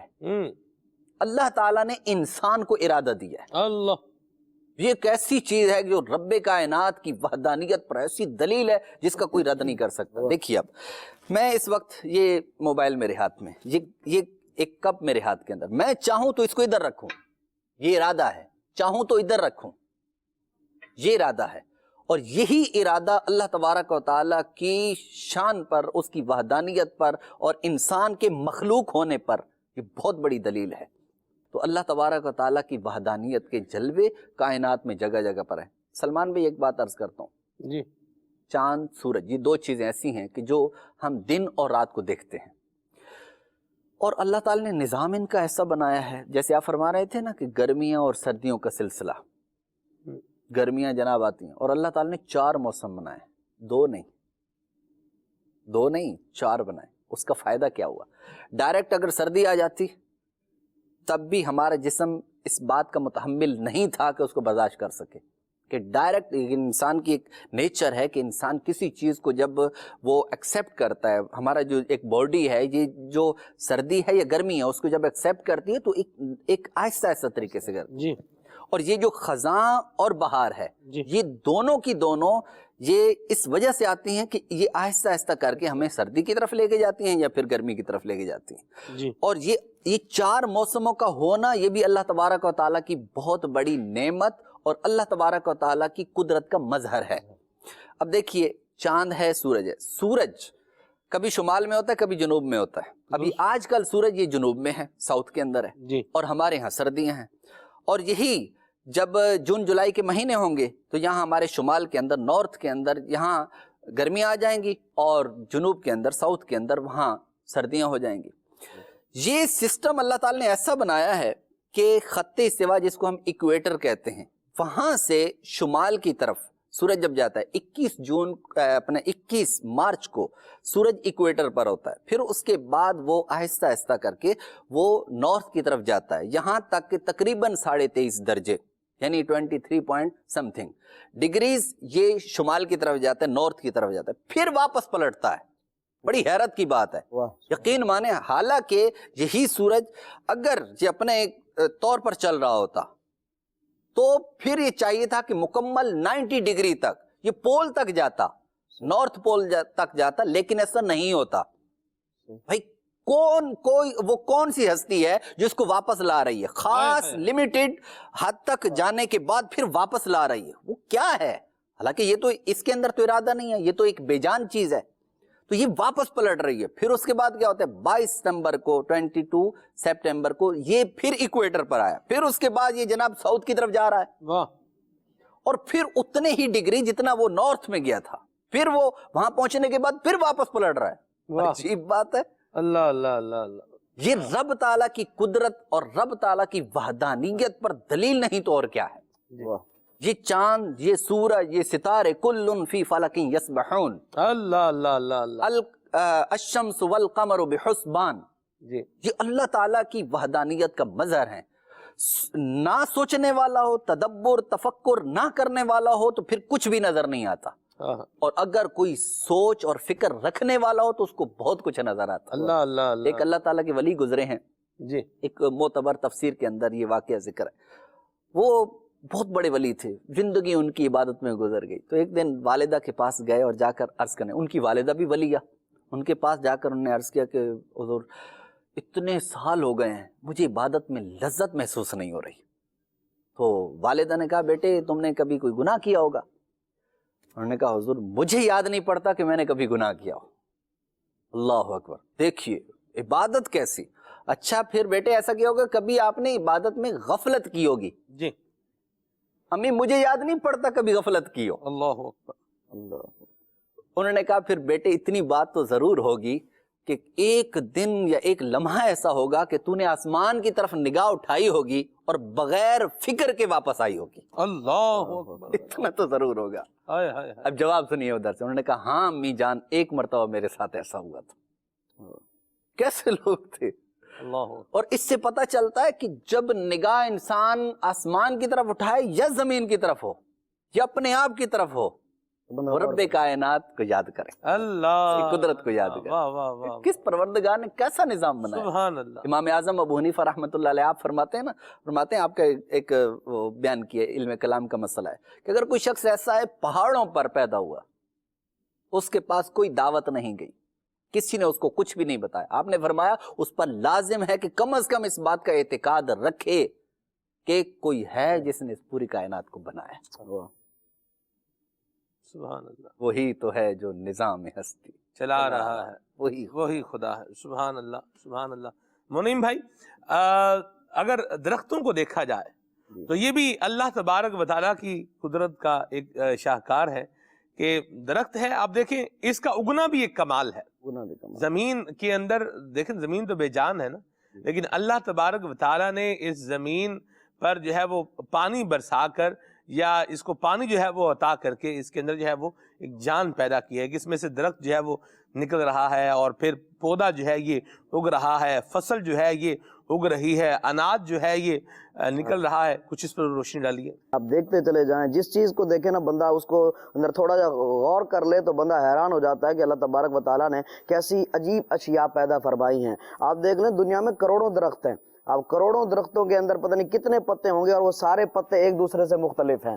اب یہ بھی اللہ تبارک و تعالیٰ کی قدرت کا ایک عظیم شاہکار ہے کہ کروڑوں درختوں کے جو اربوں خربوں پتے ہیں وہ بھی ایک دوسرے سے مختلف ہیں. اسی طرح آپ کسی بھی چیز کو دیکھتے چلے جائیں, اس چیز کے اندر جو رنگ ہے نا وہ اللہ تبارک و تعالیٰ کی قدرت کا ایک عظیم شاہکار ہے. آپ دیکھتے چلے جائیں بہتی ہوئی ندیاں, یہ سمندروں کا تلاطم, دریاؤں کی روانی, یہ پھوٹتے ہوئے چشمے, یہ تتلی کے پروں میں قدرت کے رنگوں کی مینا کاری, اسی طرح مور کے پروں میں قدرت کے رنگوں کی مینا کاری, یہ تمام جو چیزیں ہیں یہ اللہ تبارک و تعالیٰ کی قدرت کا ایک عظیم شاہکار ہیں. اور اللہ تبارک و تعالیٰ نے یہ تمام چیزیں پیدا فرمائی ہیں, بندہ صرف انہی کے اندر غور کر لے تو اس کے دل میں اللہ تبارک و تعالیٰ کی عظمت مزید بڑھتی چلی جائے گی. اس لیے کہا نا کہ اللہ تبارک و تعالیٰ کی ذات میں غور نہ کر, اللہ تبارک و تعالیٰ کی تخلیق میں غور کر کہ اللہ تبارک و تعالیٰ نے اشیاء کیسے کیسے پیدا فرمائی ہیں اور کس کس انداز میں اللہ تبارک و تعالیٰ نے پیدا فرمائی ہیں. تیرے دو ہاتھ ہیں تو ان میں سے دونوں ہاتھ کیسے برابر ہیں, ایسا نہیں کہ ایک کا سائز کچھ بڑا ہو اور دوسرے کا سائز کچھ کم ہو. یہ بھی اللہ تبارک و تعالیٰ کی قدرت کا ایک عظیم شاہکار ہے. اور سلمان بھائی یہاں پر ایک اور بات بھی عرض کرتا چلوں کہ بندہ جو ہے وہ اللہ تبارک و تعالیٰ کی وحدانیت, اس کی عبادت کرنے کے ساتھ ساتھ علم دین بھی مکمل طور پر حاصل کرے, اور جو بنیادی عقائد ہیں ان کو بھی ذہن میں رکھے, وگرنہ انسان گمراہ ہو سکتا ہے. آپ دیکھیں وہ ایک نیک عالم بھی تھے اور ایک جو ہے وہ خالی عابد تھا, اس کے پاس علم دین نہیں تھا. وہ شیطان جو ہے اس دونوں کے درمیان جو فرق بیان کیا گیا وہ کس طرح کہ شیطان جب عالم کے پاس آیا اور ایک سوال کیا کہ کیا اللہ تبارک و تعالیٰ سوئی کے اس سوراخ سے کیا اس ایک اونٹ کو گزار سکتا ہے, تو عالم نے کیا جواب دیا, کہا تو اونٹ کی بات کرتا ہے, اللہ پوری کائنات اس میں سے گزار سکتا ہے. اور دوسرے سے ایک جاہل سے پوچھا کیا اللہ تبارک و تعالیٰ سوئی کے سوراخ سے ایک اونٹ کو گزار سکتا ہے, تو وہ سوچ میں پڑ گیا اور کہنے لگا کہ اونٹ کیسے جا سکتا ہے,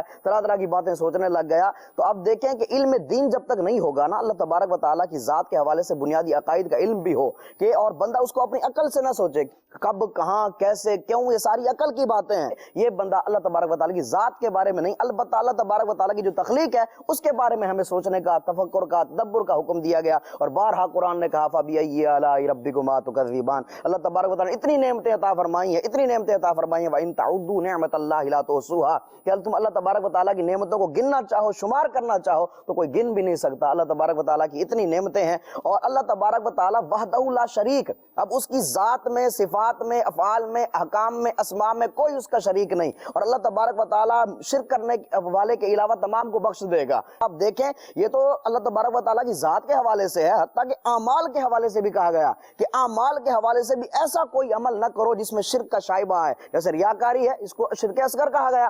اب اس کو بھی اللہ تبارک و تعالیٰ کی طرح سخت ناپسند فرماتا ہے کہ کل بروز قیامت اس طرح کے جو اعمال ہیں بندے کے منہ پہ مارے جائیں گے, اور کیا کہا جائے گا, جس کے لیے عمل کیا تھا اس سے جا کے اس کا اجر لے لے. تو اللہ تبارک و تعالیٰ وحدہ لا شریک ہے, اس کی ذات کے حوالے سے بھی وہ بنیادی عقائد ان کو سیکھا جائے, وہ مکمل طور پہ درست رکھے جائیں, اور اللہ تبارک و تعالیٰ کی جو پیدا کردہ چیزیں ہیں ان کے اندر غور کیا جائے. حتیٰ کہ اعمال کے اندر بھی جو اللہ تبارک و تعالیٰ کی تخلیق کردہ چیزیں ہیں ان میں بھی ہمیں یہ حکم دیا گیا کہ جو چیز تمہیں تکلیف دیتی ہے اس کو اللہ تبارک و تعالیٰ کی طرف منسوب نہ کرو, جو اللہ تبارک و تعالیٰ کی طرف سے تمہیں خیر ملتی ہے اس کو اللہ کی طرف منسوب کرو, اور جو تکلیف دیتی ہے اس کو اپنی طرف منسوب کرو. جیسے حضرت ابراہیم علیہ السلام نے کیا کہا تھا کہ جب میں بیمار ہوتا ہوں وہ مجھے شفا دیتا ہے. بیماری کی نسبت اپنی طرف, شفا کی نسبت اللہ کی طرف. میں بیمار ہوتا ہوں تو رب مجھے شفا دیتا ہے. یہ نہیں کہا جب وہ مجھے بیمار کرتا ہے تو وہ مجھے شفا دیتا ہے, نہیں کہا جب میں بیمار ہوتا ہوں وہ مجھے شفا دیتا ہے. یہ اللہ تبارک و تعالیٰ کی شان ہے کہ اس طرح کی جو چیزیں ان کو بھی اللہ تبارک و تعالیٰ کی طرف منسوب نہ کیا جائے. یہ بھی اللہ تبارک و تعالیٰ کی شان ہے. اور اپنے دل کے اندر بھی بندہ ان چیزوں کو پیدا کرے کہ اللہ تبارک و تعالیٰ کی بنائی ہوئی چیزوں میں غور و فکر کرے. جب ان میں غور و فکر کرے گا, تدبر کرے گا, بڑی بڑی نشانیاں دیکھے گا, تو بندہ واقعی حیران ہوگا کہ وہی رب ہے جو پوری دنیا کا نظام چلا رہا ہے. اللہ اللہ اللہ اللہ, سبحان اللہ. صوفیاء اولیاء اللہ तबारक व तआला की तारीफ और उसकी तौहीद और उसकी वहदानियत और उसकी अजमत और जलाल का बयान करते चले आए हैं। रिसाला कुशैरिया की एक इबारत मेरे सामने है, सुनिए। सुभान अल्लाह। इन्नल हक़्क़ सुब्हानहु व तआला मौजूदुन क़दीमुन वाहिदुन हकीमुन क़ादिरुन अलीमुन काहिरुन रहीमुन मुरीदुन समीउन मजीदुन रफ़ीउन मुतकल्लिमुन बसीरुन मुतकब्बिरुन क़दीरुन हय्युन अहदुन बाक़िन समदुन। अल्लाह करीम की ये शान है, सुभान अल्लाह। और आगे आगे क्या फरमाया, व इन्नहु आलिमुन बिइल्मिन, इल्म के साथ वो आलिम है, सुभान अल्लाह। क़ादिरुन बिकुदरतिही, सुभान अल्लाह। मुरीदुन बिइरादतिन, समीउन बिसमइन, बसीरुन बिबसरिन, मुतकल्लिमुन बिकलामिन, हय्युन बिहयातिन, सुभान अल्लाह। अल्लाह तबारक व तआला की शान ये है कि वो मौजूद है, वो कदीम है, हमेशा से है और हमेशा रहेगा, सुभान अल्लाह। वाहिदुन, वो वाहिद है, अकेला है। हकीमुन, हिकमत वाला है। कादिरुन, कुदरत वाला है। अलीमुन, इल्म वाला है, सुभान अल्लाह। काहिरुन, और कहर वाला भी है। रहीमुन, रहम करने वाला भी है।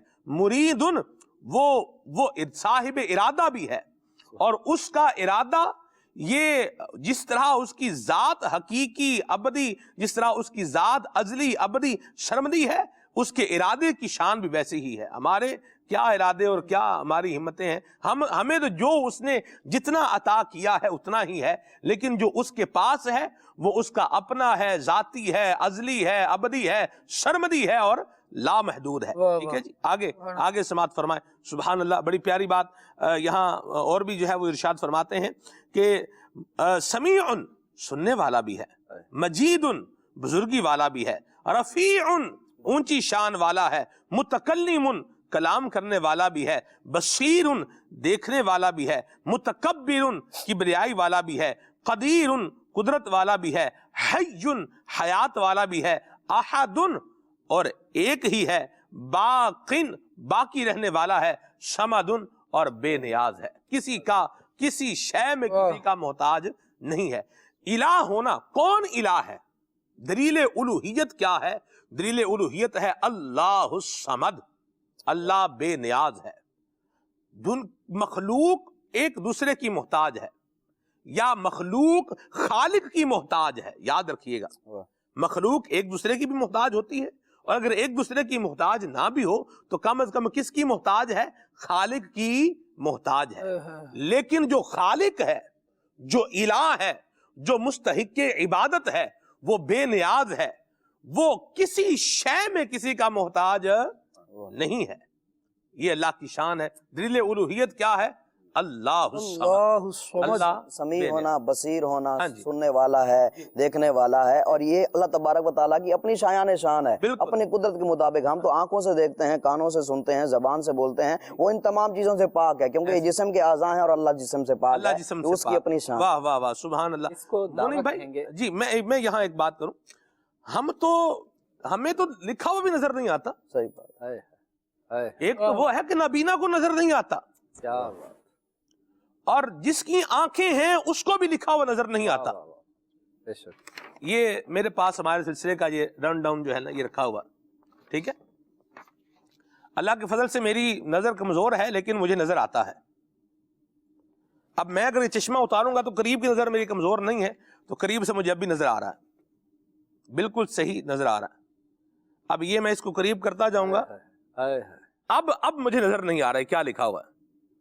क्या बात, अल्लाह।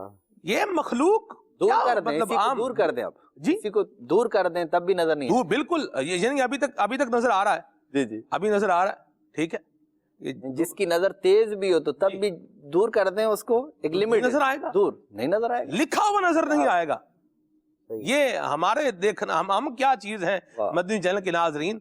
अल्लाह अकबर। खालिक है, खालिक से मखलूक का कंपैरिजन नहीं हो सकता। निगाह मुस्तफा की भी क्या ही बात है, सुभान अल्लाह। अल्लाह करीम की खास अता है, लेकिन ये हुजूर अलैहिस्सलातु वस्सलाम अल्लाह तबारक व तआला की अता के मोहताज हैं, اور یہ کمال اللہ تبارک و تعالیٰ نے محبوب پر کرم فرمایا ہے کہ محبوب پر اپنا خاص ہی فضل فرمایا ہے. سبحان اللہ. یہ حضور کی عظمت اور شان کیا ہے، اور یہ بھی اللہ کریم نے حضور کو عطا فرمائی ہے. ایک موقع ہے سلمان بھائی، فرشتے رب کی بارگاہ میں عرض کرتے ہیں لا علم لنا الا ما علمتنا. مولا تو نے ہمیں سکھایا تو ہے لیکن ہمیں اتنا ہی علم ہے جتنا تو نے سکھایا ہے.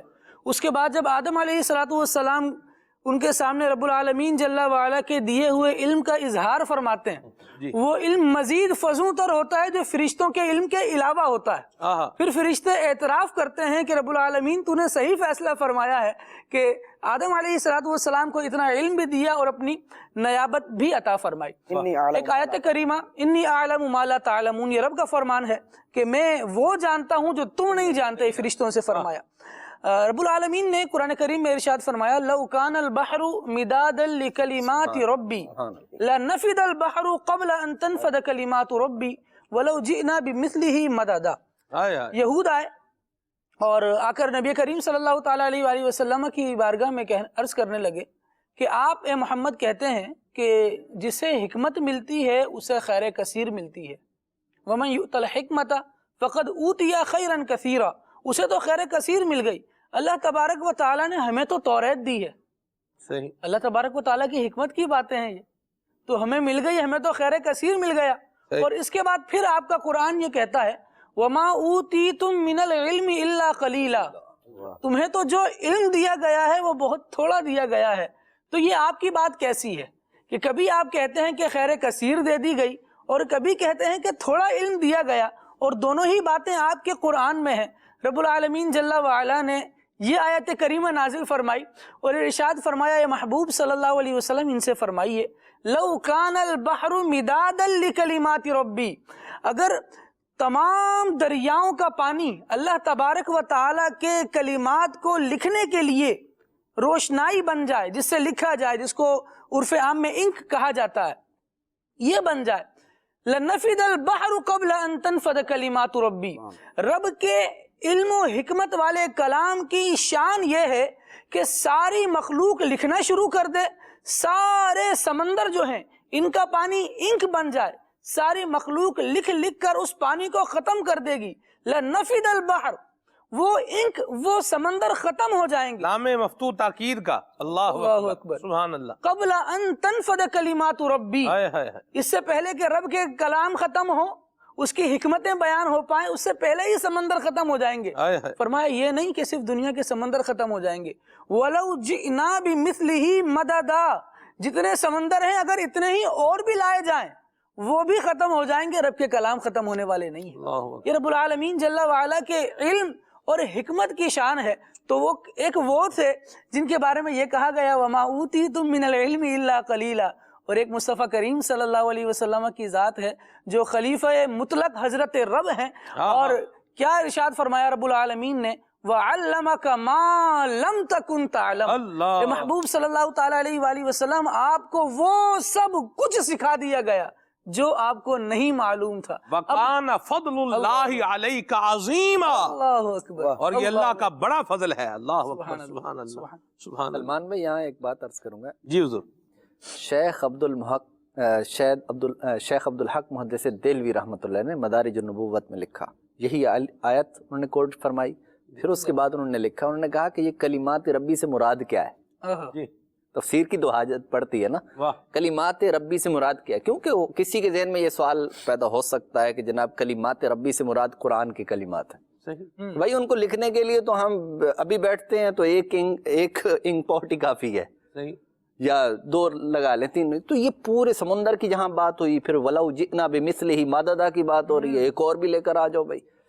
تو یہ پھر سمجھ میں بات نہیں آتی. انہوں نے فرمایا بات دراصل یہ ہے کہ یہاں کلمات ربی سے مراد ہے نبی کریم علیہ السلام کی صفات. اللہ تیرے تو وصف عیب تناہی سے ہیں بری، حیران ہوں میرے شاہ میں کیا کہوں، کہہ لے گی سب کچھ ان کے ثنا خاں کی خامشی، ہو رہا ہے کہہ کے میں کیا کہوں. سبحان اللہ. کہ یہاں حضور کے اوصاف کی بات ہو رہی ہے، اور حضور علیہ السلام کے اوصاف کو لکھنے کے لیے اب یہ صورتحال بنے گی، پوری آیت کی یوں صورت بنے گی کہ ایک طرف جناب یہ ساری انک بن جائے، یہ سمندر کے پانی، اور دوسری طرف دنیا کے جو درخت ہیں وہ قلم بنا دیے جائیں، واہ، اور پھر کاغذ ہوں اور سب، اس پر اب مصطفیٰ کریم علیہ الصلوۃ والسلام کی عظمت و شان لکھی جا رہی ہو، تو فرمایا یہ سارے ختم ہو جائیں گے، لیکن شان مصطفیٰ، صفات مصطفیٰ وہ کبھی ختم نہیں۔ اللہ اللہ اللہ اللہ، تو اس سے کیا پتہ چلا کہ جب مصطفیٰ کی یہ شان ہے، ہاں ہاں ہاں ہاں، خود خالق کی شان کیسے؟ اللہ، جب وہ ہستی نبی کریم علیہ الصلوۃ والسلام جب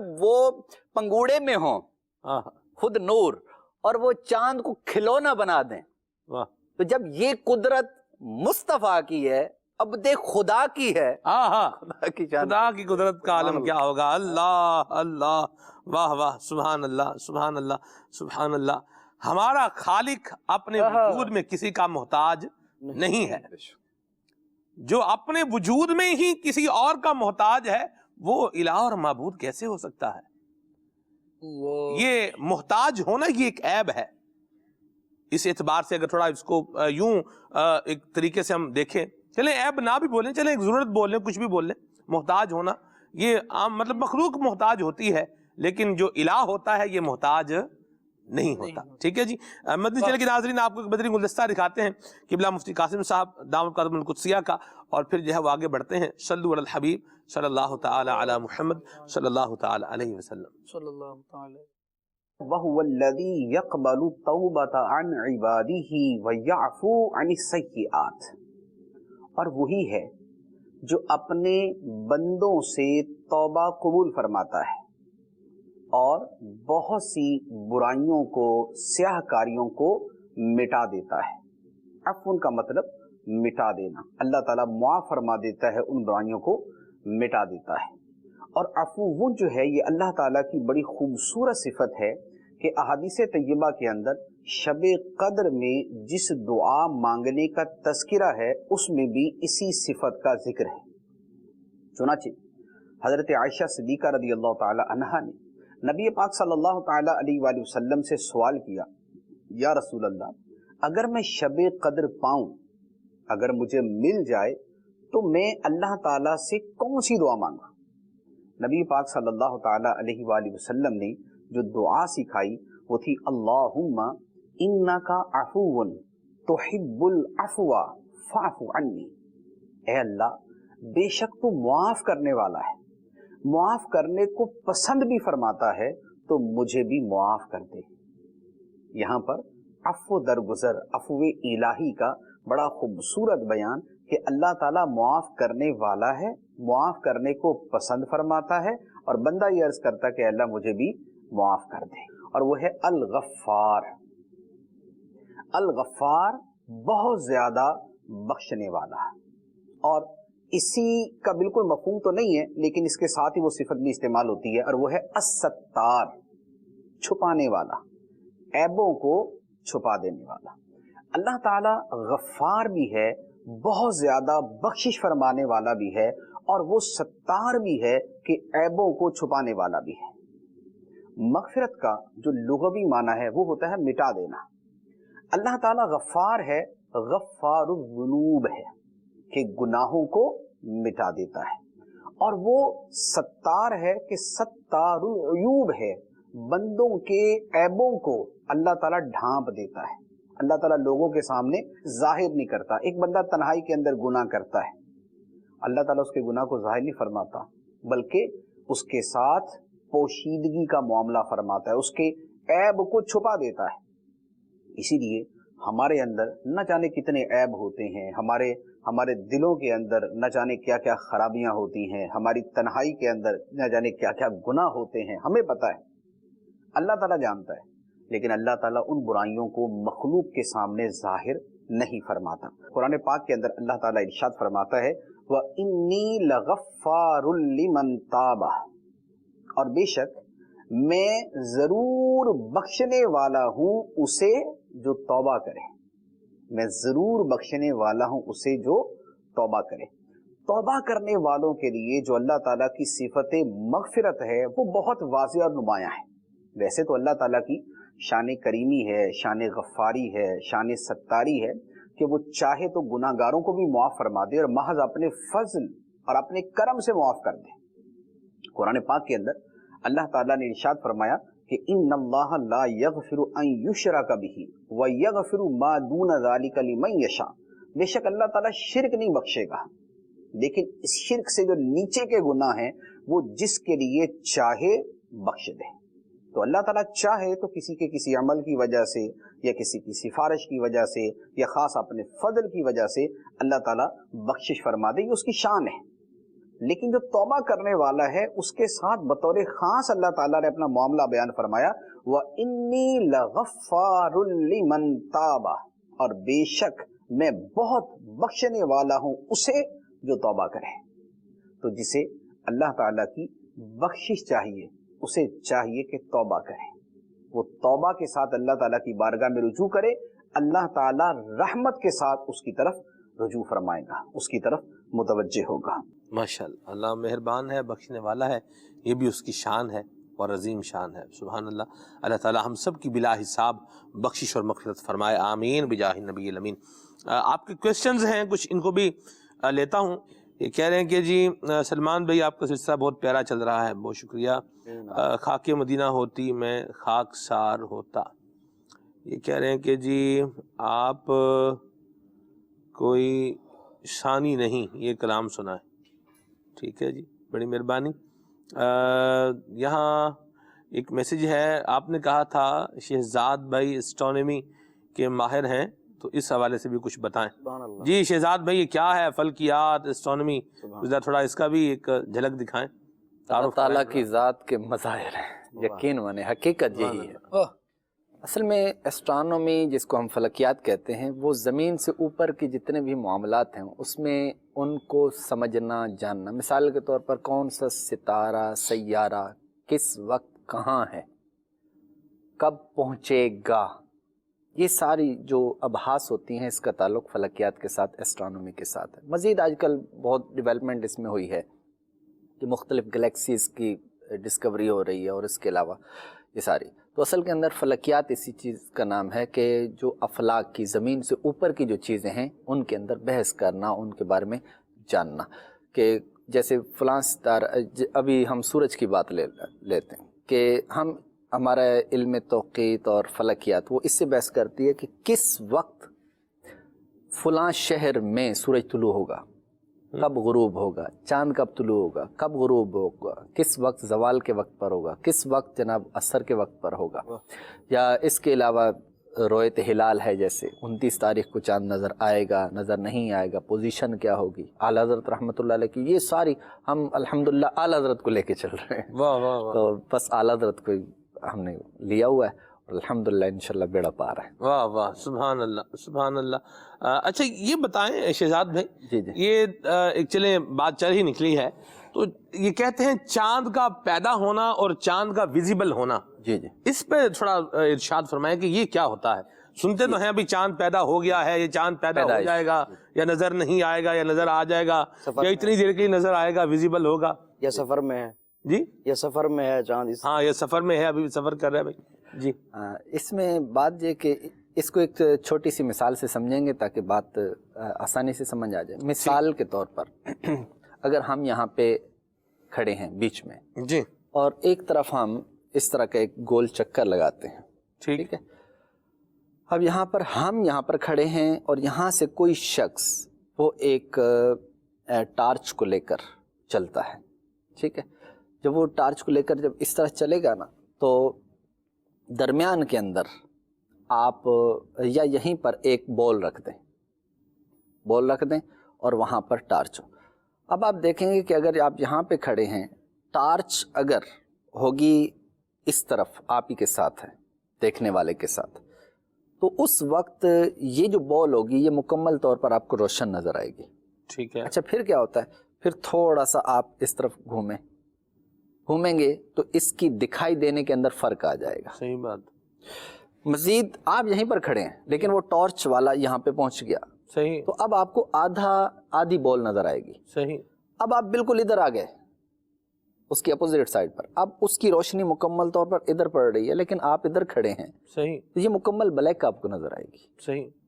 फिर आप इस तरफ आएंगे तो फिर इसकी जो रोशनी होगी वो उल्टे हाथ पे वो कम होती जाएगी, यहाँ तक कि अगर आप to 70 ڈگری پر آئیں گے تو یہاں پر آپ کو اس والی سائڈ روشن نظر آئے گی, ادھر والی بلیک یعنی آدھا نظر آئے گا. پھر آپ اس طرف آئیں گے تو وہی پوزیشن ہو جائے گی. ٹھیک, یہ ایک جو ہم چاند کو گھٹتا بڑھتا دیکھتے ہیں اس کی یہی والی سچویشن بنتی ہے. صحیح, یہ پوزیشن ہوتی ہے اس کی. جس وقت ہم یہاں زمین پر ہوتے ہیں اور چاند ہمارے اس طرف ہوتا ہے اور سورج کی اس کی بیک سائڈ پر, چونکہ سورج بہت دور ہے چاند سے, تو اگر سورج ادھر ہو اور چاند گھومتے گھومتے یہاں پر آ جاتا ہے تو اس کی جو, کیونکہ چاند کی اپنی روشنی نہیں ہے, صحیح, سورج کی روشنی کا محتاج ہے, صحیح, تو ادھر سے سورج کی روشنی پڑتی ہے اس کی بیک سائڈ پر, صحیح, ادھر سے ہم کھڑے ہوتے ہیں تو ہمیں وہ چاند نظر نہیں آتا, وہ بلیک ہوتا ہے, اس کو بلیک مون بھی کہتے ہیں. اچھا, ٹھیک ہے. اور پھر جیسے اس پوزیشن سے یہ چاند نکلتا ہے, چونکہ اس کی رفتار بنسبت اس کے زیادہ ہے ہمارے قریب ہونے کی وجہ سے, وہ بہت دور ہے, یہ ہمارے قریب ہے, تو جیسے ادھر نکلتا ہے تو تھوڑی سی ادھر کرن پڑتی ہے, اس کو کہتے ہیں نیو مون, نیا چاند بننا. کہتے ہیں نا یہ نیا چاند بنے ہوئے اتنا ٹائم ہو چکا ہے, جی, مون ایج جس کو ہم کہتے ہیں کہ بھائی چاند کی عمر ہے وہ اتنے گھنٹے ہو گئے, 10 گھنٹے ہے یا 12 گھنٹے ہے. تو اس کو کہتے ہیں, اس کو جو سائنٹسٹ حضرات ہیں یا ایسٹرانومرز حضرات ہیں وہ اس کو کہتے ہیں اس کی چاند کی پیدائش. صحیح, مہینے میں ایک مرتبہ ضرور ہوتا ہے. صحیح, اور پھر اس کے بعد وہ جیسے وہاں سے نکلتا ہے تو یہ جیسے اس پوزیشن پر, بعض ایسی پوزیشن آتی ہے کہ جہاں پر چاند جو ہوتا ہے وہ ویزیبل ہو جاتا ہے. ٹھیک ہے, یعنی اس وقت تو چاند کسی صورت میں ہمیں نظر نہیں آ سکتا. صحیح, جیسے وہ اس پوزیشن سے باہر نکلتا ہے تو تقریباً جب ادھر ہوتا ہے 0 ڈگری پر, جیسے ادھر تقریباً 11-12 ڈگری پر پہنچتا ہے تو پھر اس وقت وہ قابل رؤیت ہوتا ہے, دکھائی دینے کے قابل ہوتا ہے. صحیح, اور پھر یہ افق کے لحاظ سے, مختلف شہروں کے لحاظ سے اس کی مختلف نوعیتیں ہوتی ہیں, اور پھر اور بھی بہت سارے پیرامیٹرز ہیں جس کو ہم دیکھ کر اس طرح کا ایک اس کی پوزیشن بتاتے ہیں کہ چاند کی کیا پوزیشن ہوگی. مدینہ یہ بات بھی ہوگی. اچھا چلیں, لیکن شریعت کا مدار رؤیت ہلال پر ہے, آنکھ سے دیکھنے کے اوپر ہے. جی, ٹھیک ہے, یہ بھی ہو گیا, درست بات ہوگی. اب دوسری بات ایک اور بھی عرض کروں کہ یہ بلو مون, ریڈ مون, سپر مون, کیا بات, یہ کچھ اس کی پہ نہیں, اب آپ کے ساتھ بیٹھے ہوئے چلے بات چل رہی ہے تو یہ بھی تو اللہ کی شان ہے. ایک ہی چاند ہے لیکن کبھی وہ بلو مون ہو جاتا ہے, کبھی وہ ریڈ مون ہو جاتا ہے, کبھی وہ سپر مون ہو جاتا ہے. تو یہ بھی تو اللہ تعالیٰ کی ایک قدرت کا مظہر ہے نا جی. کوئی ریڈ بنا رہا ہے تو بن رہا ہے نا, ہمیں خام خواہ تو نہیں تو ریڈ بنتا نا.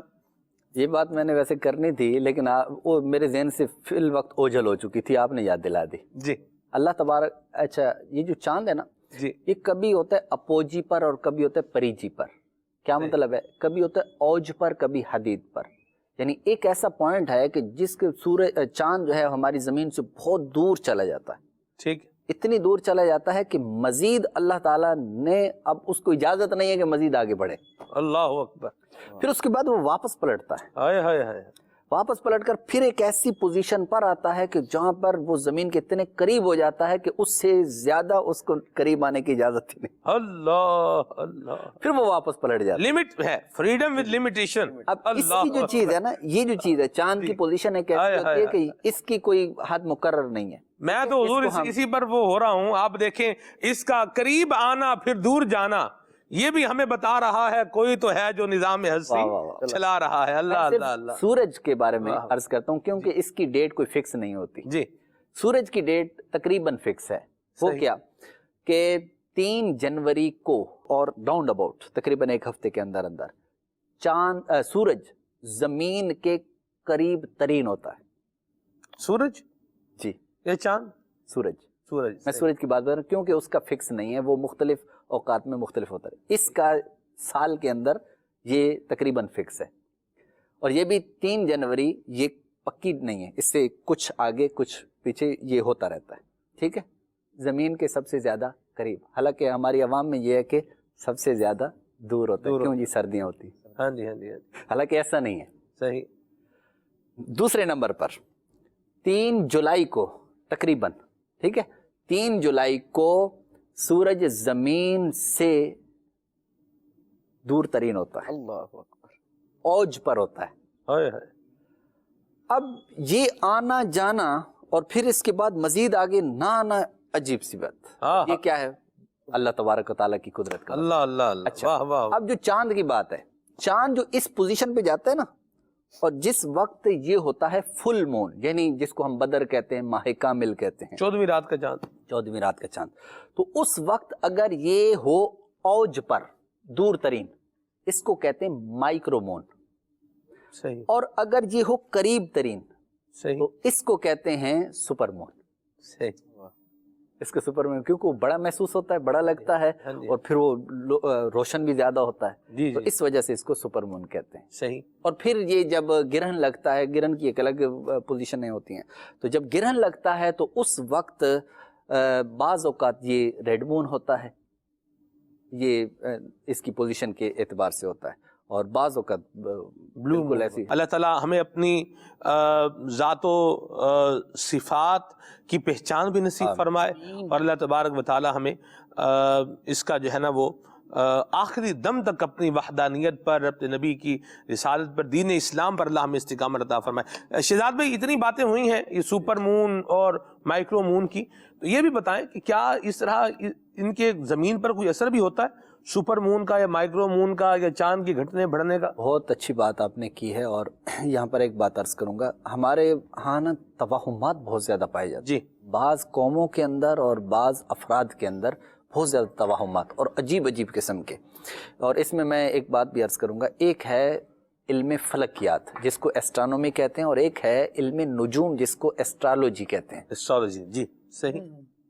एक है सितारों का असर, कि फलां जगह पर सितारा पहुंचेगा तो ये नमूदार होगा, ये कुछ होगा, ये असरात होंगे। इसकी नौयतें होती हैं, लेकिन आम तौर पर जो लोगों के अंदर बातें मशहूर है ना, वो गलत मशहूर हैं। सही, ठीक है। और इसमें शरीयत मुताहरा ने बहुत सारी सूरतों से हमें मना फरमाया है, लिहाजा इस तरफ तो हमें नहीं जाना चाहिए। बस वही हुज़ूर अलैहिस्सलातु वस्सलाम ने जो फरमाया कि अल्लाह ताला की निशानियों में से निशानी है, परेशान होने की कोई ज़रूरत नहीं, इसके कोई असरात नहीं होते। पानी पर इसका असर पड़ता है शहजाद भाई, पानी चांद की घटने बढ़ने का? नहीं जनाब, आला हज़रत रहमतुल्लाह अलैह की ऐसी तहकीक के कमाल है, कमाल है वो। अगर चूंकि इसमें मैं तफसील किसी वजह से नहीं करना चाह रहा, वरना मेरे जहन में है, लेकिन ये है कि अगर कोई पढ़ना चाहता है तो आला हज़रत रहमतुल्लाह अलैह की फौज़ मुबीन दर रद्द हरकत ज़मीन, इसको बड़ी तफसील से आपने लिखा है कि जनाब लो टाइड और हाई टाइड जो मून का होता है, मून की वजह से होता है या नहीं होता, क्या कमाल इसको बयान फरमाया। ठीक है, चलिए ये भी क्लियर हो गया माशाल्लाह। मालूमात भी मिल रही हैं और नई नई मालूमात मिल रही हैं। मदनी चैनल के नाज़रीन, हमारा रब बड़ी शान वाला है। मदनी चैनल के नाज़रीन है, एक बात अर्ज करता हूँ सलमान भाई, अभी आपकी गुफ्तगू से मेरे जहन में आई है। जी। दुनिया मज़ार हश्र, जहाँ हैं गफूर हैं। चांद है ना, इसकी 28 मंजिलें हैं, और ये कभी घटता है कभी बढ़ता है। आला हज़रत फरमाते हैं एक और चांद भी है, इसमें घटना बढ़ना नहीं होता। अल्लाह अल्लाह, वाह वाह वाह। वो सिर्फ मंजिल गफर पे रहता है, यानी वही 14वीं का चांद, उसमें घटना बढ़ना नहीं होता। वाह वाह वाह। पहले जनाब वो घट कर फिर बढ़ रहा होता है, फिर उसके बाद बढ़ने के बाद घट रहा होता है। ये दुनिया का चांद है। मेरा एक और चांद भी है, कौन सा? दुनिया मज़ार हश्र। चाहे दुनिया हो मेरे मुस्तफ़ा, अल्लाह अल्लाह, चाहे दुनिया के अंदर हो, चाहे वो कब्र के अंदर हो, और चाहे वो मैदान महशर में हो। ये 3 मराहिल हैं। आपने फरमाया कि दुनिया मज़ार हश्र, जहां हैं क्या है? गफूर हैं, हुजूर बख्शते हैं। वाह वाह वाह। हर मंजिल अपने चांद की, मंजिल गफर की है। अल्लाह अल्लाह अल्लाह, वाह वाह, सुभान अल्लाह। शहजाद भाई, जो मदनी फूल आपने बयान करना है वो भी आप बयान करें, फिर इसके बाद हम मदनी चैनल के नाज़रीन इल्मिया में जाएंगे, और वहाँ से इंशाअल्लाह कुछ आपके साथ गुफ्तगू भी करेंगे, इल्मिया आपको दिखाएंगे भी, अल-मिल्लतुल इल्मिया, और काम क्या हो रहा है ये भी इंशाअल्लाह आपको बताना है। मदनी चैनल के नाज़रीन, अल्लाह तबारक व तआला की शान के बारे में हमने बयान किया। मुझे बताएं, ये अल्लाह तबारक व तआला की कुदरत की जो नई नई बातें आपकी नॉलेज में आई हैं, तो इससे यकीनन आप महजूज हुए होंगे, और आपको अल्लाह तबारक व तआला की जो है वो एक पहचान में जो है वो इजाफा हुआ होगा, और दिल में खुशी भी दाखिल हुई होगी कि हम जिस खालिक, जिस मालिक के मानने वाले हैं, उसकी शान और उसकी अजमत और उसकी कुदरत ये है। अल्लाह अकबर, सुभान अल्लाह। जितना नॉलेज, जितना इल्म, جتنا علم نافع اور جتنا جو ہے وہ نالج زیادہ ہوگا انشاءاللہ اتنا یہ اللہ نے چاہا تو معرفت الہی میں جو ہے وہ اضافہ ہوتا چلا جائے گا. دیکھیں بھی اور غور بھی کریں, نشانیاں ہیں عقل والوں کے لیے. مرشد کامل کا دامن ہاتھ میں رہے گا اور پھر اس کے ساتھ قرآن اور حدیث اور اس طرح سے یہ تلاوت بھی رہے گی اور بندہ پڑھتا رہے گا. تفاسیر بھی سیرات الجنان زبردست ہمارے سامنے آسان ترین ذریعہ ہے. تو انشاءاللہ بندہ جو ہے یوں ہی ترقی کی منازل جو ہے وہ اللہ نے چاہا تو طے کرتا رہے گا. مدنی چلے کے ناظرین ابھی آپ ایک مدنی گلدستہ دیکھیں اور انشاءاللہ اس مدنی گلدستے کے بعد پھر ہم المدینۃ العلمیہ سے سلسلہ جو ہے وہ کنٹینیو کریں گے. آپ کو دکھاتے ہیں دعوت اسلامی کا ایک شعبہ. آئیے ابھی مدنی گلدستہ دیکھیے. صلو علی الحبیب صلی اللہ تعالی علی محمد. الحمدللہ رب العالمین والصلاة والسلام علی سید المرسلین. اما بعد فاعوذ باللہ من الشیطان الرجیم. بسم اللہ الرحمن الرحیم. مدنی چینل کے ناظرین آپ دیکھ رہے ہیں سلسلہ کھلے آنکھ صلی علی کہتے کہتے. سیگمنٹ شامل کرتے ہیں فائدے کی بات. بہت ساری باتیں واقعی ایسے ہوتی ہیں جن سے ہم فائدہ حاصل کر سکتے ہیں, لیکن بعض اوقات ہم ایک طریقہ کار پر, ایک ڈگر پر جس انداز میں چل رہے ہوتے ہیں اسی انداز میں چلنے کو پسند کرتے ہیں اور تبدیل ہونے کو, کسی مثبت تبدیلی, اچھی جو ہے تبدیلی, اس کو لانے کے لیے اپنا ذہن نہیں بناتے. حالانکہ زندگی کے اندر انسان مختلف تجربات کرتا ہے, اپس اینڈ ڈاؤن زندگی کے اندر آتے رہتے ہیں. انسان کو اپنی زندگی سے سبق حاصل کرنا چاہیے. ہمارے اسلاف اللہ کے نیک بندے بزرگان دین, ان کا انداز ایسا ہی ہوا کرتا تھا. بزرگان دین رحم اللہ المبین فرماتے ہیں ایک انتہائی پتے کی بات, فائدے کی بات. ارشاد فرماتے ہیں یاد رکھو اللہ تعالیٰ کی اطاعت میں, اللہ تبارک تعالیٰ کی فرما برداری میں, دین کی بات پر عمل کرنے میں ذلت اٹھانا, لوگوں کی باتیں سننا, ارشاد فرماتے ہیں اللہ تعالیٰ کی نافرمانی کر کے عزت کمانے سے بہتر ہے. جی ہاں, گناہ کر کے عزت کمانے سے یہ بات بہت بہتر ہے کہ اطاعت, فرما برداری, دین پر عمل کر کے آدمی لوگوں کی باتیں سن لے. جی ہاں مدنی چینل کے ناظرین, شادی بیاہ کے اندر لوگوں کو راضی کرنے کے لیے, عزت کمانے کے لیے وہ کام کرنا جن سے اللہ اور اس کے رسول نے منع کیا ہے, اور یہ سمجھنا کہ اس سے میری عزت میں اضافہ ہوگا, لوگ مجھے عزت دار کہیں گے. اگر میں بینکویٹ کے اندر, شادی کے اندر گانے لگا دوں گا, لوگ میری واہ واہ کریں گے, میری عزت میں اضافہ ہو جائے گا. لیکن یاد رکھیں یہ عزت آپ کیسے کما رہے ہیں, کیسے بنانا چاہ رہے ہیں؟ رب کو ناراض کر کے, اللہ اور اس کے پیارے محبوب صلی اللہ تعالی علیہ وآلہ وسلم کی نافرمانی کر کے. یہ عزت نہیں ہے, بلکہ دراصل یہ عزت جسے ہم عزت سمجھ رہے ہیں یہ قیامت کے دن ذلت کا باعث ہوگی.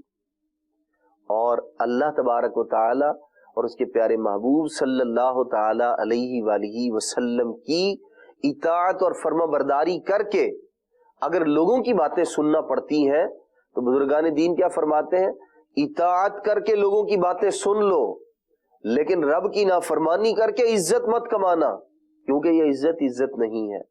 ایک شخص سنت پر عمل کرتا ہے, کھانا بیٹھ کے کھاتا ہے, سنت کے مطابق کھاتا ہے. مثال کے طور پر ایک شادی میں شرکت ہوئی, سب لوگ کھڑے ہو کر کھانا کھا رہے, اور ایک شخص بیٹھ کر کھانا کھا رہا ہے, نبی پاک علیہ الصلوۃ والسلام کی سنت کے مطابق کھا رہا ہے. لوگ اگرچہ اس پر انگلیاں اٹھائیں, کیسا آدمی ہے یہ, کیا کرنے لگا ہے, اگرچہ لوگوں کی باتیں یہاں تو سن رہا ہے, لیکن جو کام کر رہا ہے اس میں رب کی رضا ہے, اس میں نبی پاک علیہ الصلوۃ والسلام کی فرما برداری ہے. اسی طرح بہت سارے انداز ایسے ہوتے ہیں, آدمی اپنے آپ کو گناہ سے بچا رہا ہوتا ہے, لیکن لوگ کیا کہہ رہے ہوتے ہیں, ارے نہیں لوگ کیا کہیں گے, اللہ کے بندے تجھے لوگ دیہاتی کہیں گے, تجھے اس طرح کا آدمی کہیں گے, ان پڑھ ہے, اسے شعور نہیں ہے, لوگوں میں رہنے کا جو ہے اس کو طریقہ نہیں آتا, آپ یہ کام یوں کر لیجئے.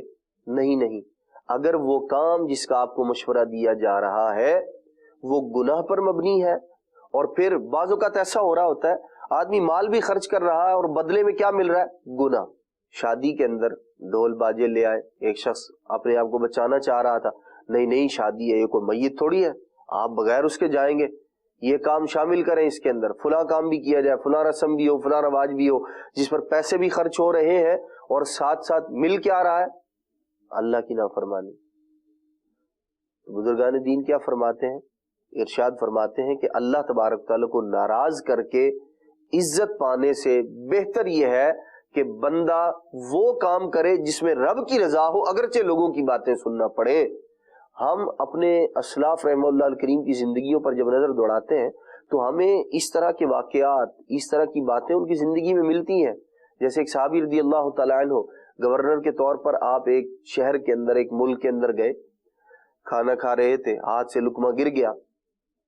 آپ نے اٹھا کر اسے پوچھ کر کھانا چاہا، صاف کر کے کھانا چاہا، تو ساتھ جو لوگ بیٹھے ہوئے تھے مسلمان، انہوں نے کہا حضور یہ لوگ کیا کہیں گے کہ مسلمانوں کا حکمران ہے، اتنا بڑا شخص، اتنے سٹیٹس کا مالک ہے، اور یہ دسترخوان پر گر جانے والا، ہاتھ سے چھوٹ جانے والا جو لقمہ ہے اسے صاف کر کے کھا رہا ہے، لوگ کیا کہیں گے؟ انہوں نے کیا فرمایا؟ انہوں نے کہا کہ یہ میرے نبی علیہ الصلوۃ والسلام کی سنت ہے، میں لوگوں کی خاطر اسے نہیں چھوڑ سکتا. اور آپ نے اسے سنت کے مطابق صاف کر کے کھا لیا. ہم اپنے معاشرے پر نظر دوڑائیں، دیکھیں ہم لوگ کس انداز میں کیا کام کر رہے ہیں. صرف لوگوں کی خاطر، لوگ مجھے عزت دیں گے، اس کام میں میری واہ واہ ہو جائے گی، میری بڑائی ہو جائے گی، لوگ کہیں گے پیسے والا ہے، لوگ کہیں گے بڑی عقل و شعور رکھنے والا ہے، بہت پڑھا لکھا شخص ہے. ان ساری چیزوں کے پیچھے کام جو کرنے جا رہا ہوں وہ رب کی نافرمانی کا ہے، نبی پاک صلی اللہ تعالیٰ علیہ وسلم کو ناراض کرنے کا ہے. تو یاد رکھیے اللہ تبارک و تعالیٰ کو ناراض کر کے کوئی شخص لوگوں کے سامنے بظاہر بھی چند منٹ کی عزت تو پا سکتا ہے، لیکن وہ عزت، وہ مقام، وہ مرتبہ جو قیامت میں اسے کام آنا ہے اور جس کی وجہ سے رب کی رحمتیں دنیا میں اس بندے پر برسنی ہے، وہ کام اسے یہ فائدہ نہیں دے سکتا. اس لیے ہمارا ذہن، ہماری سوچ کیا ہونی چاہیے کہ میں وہ کام کروں گا جس میں اللہ رسول کی رضا ہے، اگرچہ لوگوں کو برا لگتا ہو. جیسے مثال کے طور پر کوئی شخص سنت کے مطابق لباس پہنتا ہے، سنت کے مطابق کھانا کھاتا ہے، دیگر کام کاج سنت کے مطابق کرتا ہے، لوگ بھلے اس کا مذاق اڑائیں، لیکن اسے چاہیے شریعت پر عمل کرے کہ ایک وقت ایسا آئے گا، اور پھر ایسے لوگوں کے لیے دعا بھی کرے اللہ تعالیٰ کی بارگاہ میں کہ اللہ تبارک تعالیٰ انہیں بھی یہ ذوق، یہ شوق، یہ شعور عطا فرمائے تاکہ وہ لوگ اپنی اس بری عادت سے بچ جائیں. اگر عزت چاہتے ہیں تو رب کو راضی کر کے، اللہ کے پیارے محبوب صلی اللہ تعالیٰ علیہ وسلم کو راضی کر کے ہی ہم عزت حاصل کر سکتے ہیں. گناہ کر کے عزت کمانے سے بہتر یہ ہے کہ بندہ شریعت پر عمل کرے اگرچہ لوگوں کی باتیں سننی پڑے. اللہ تبارک و تعالیٰ عمل کی سعادت توفیق مرحمت فرمائے. آمین بجاہ النبی الامین صلی اللہ تعالی علیہ وآلہ وسلم. صلو علی الحبیب صلی اللہ تعالی علی محمد صلی اللہ تعالی علیہ وسلم. مدنی چلے کے ناظرین، اس وقت ہم الحمدللہ عز و جل دعوت اسلامی کے ایک عظیم اور زبردست علمی شعبے المدینہ العلمیہ، یہ تھوڑا تلفظ میں مجھ سے وہ ہوتا ہے، بہرحال علمیہ ہمارے ہاں عام طور پر کہتے ہیں، لیکن امیر سنت کا مدنی پھول یہ ہے کہ پورا نام لیا جائے شعبے کا المدینہ العلمیہ. ٹھیک ہے جی، تو یہاں پر ہم حاضر ہیں اور الحمدللہ عز و جل اس شعبے کو مرکزی مجلس شورا میں حضرت مولانا حاجی ابو ماجد محمد شاہد اتاری مدنی دعوت قادم القدسیہ دیکھتے ہیں. آج رکن شورا ہمارے ساتھ بھی ہیں الحمدللہ، اور بلکہ آج ہم جو ہیں وہ ان کے شعبے میں حاضر ہیں اور آپ کو دکھا بھی رہے ہیں کہ آپ کی دعوت اسلامی کس طریقے سے فروغ علم دین کے لیے اپنی کوششیں کر رہی ہیں. استاد صاحب کچھ تعارف ہو جائے پہلے شعبے کا، پھر ہم مزید بات بھی کرتے ہیں انشاءاللہ. الحمدللہ المدینہ العلمیہ کا آغاز سن 2000 میں ہوا ہے، اور سن 2005 میں اس کو مختلف شعبوں میں تقسیم کر دیا گیا. الحمدللہ عز و جل اس وقت اس کو 5 شعبے میں تقسیم کیا تھا، اور ابھی یہ ترقی کرتے کرتے اس وقت ان کے شعبوں کی تعداد 16 ہو چکی ہے.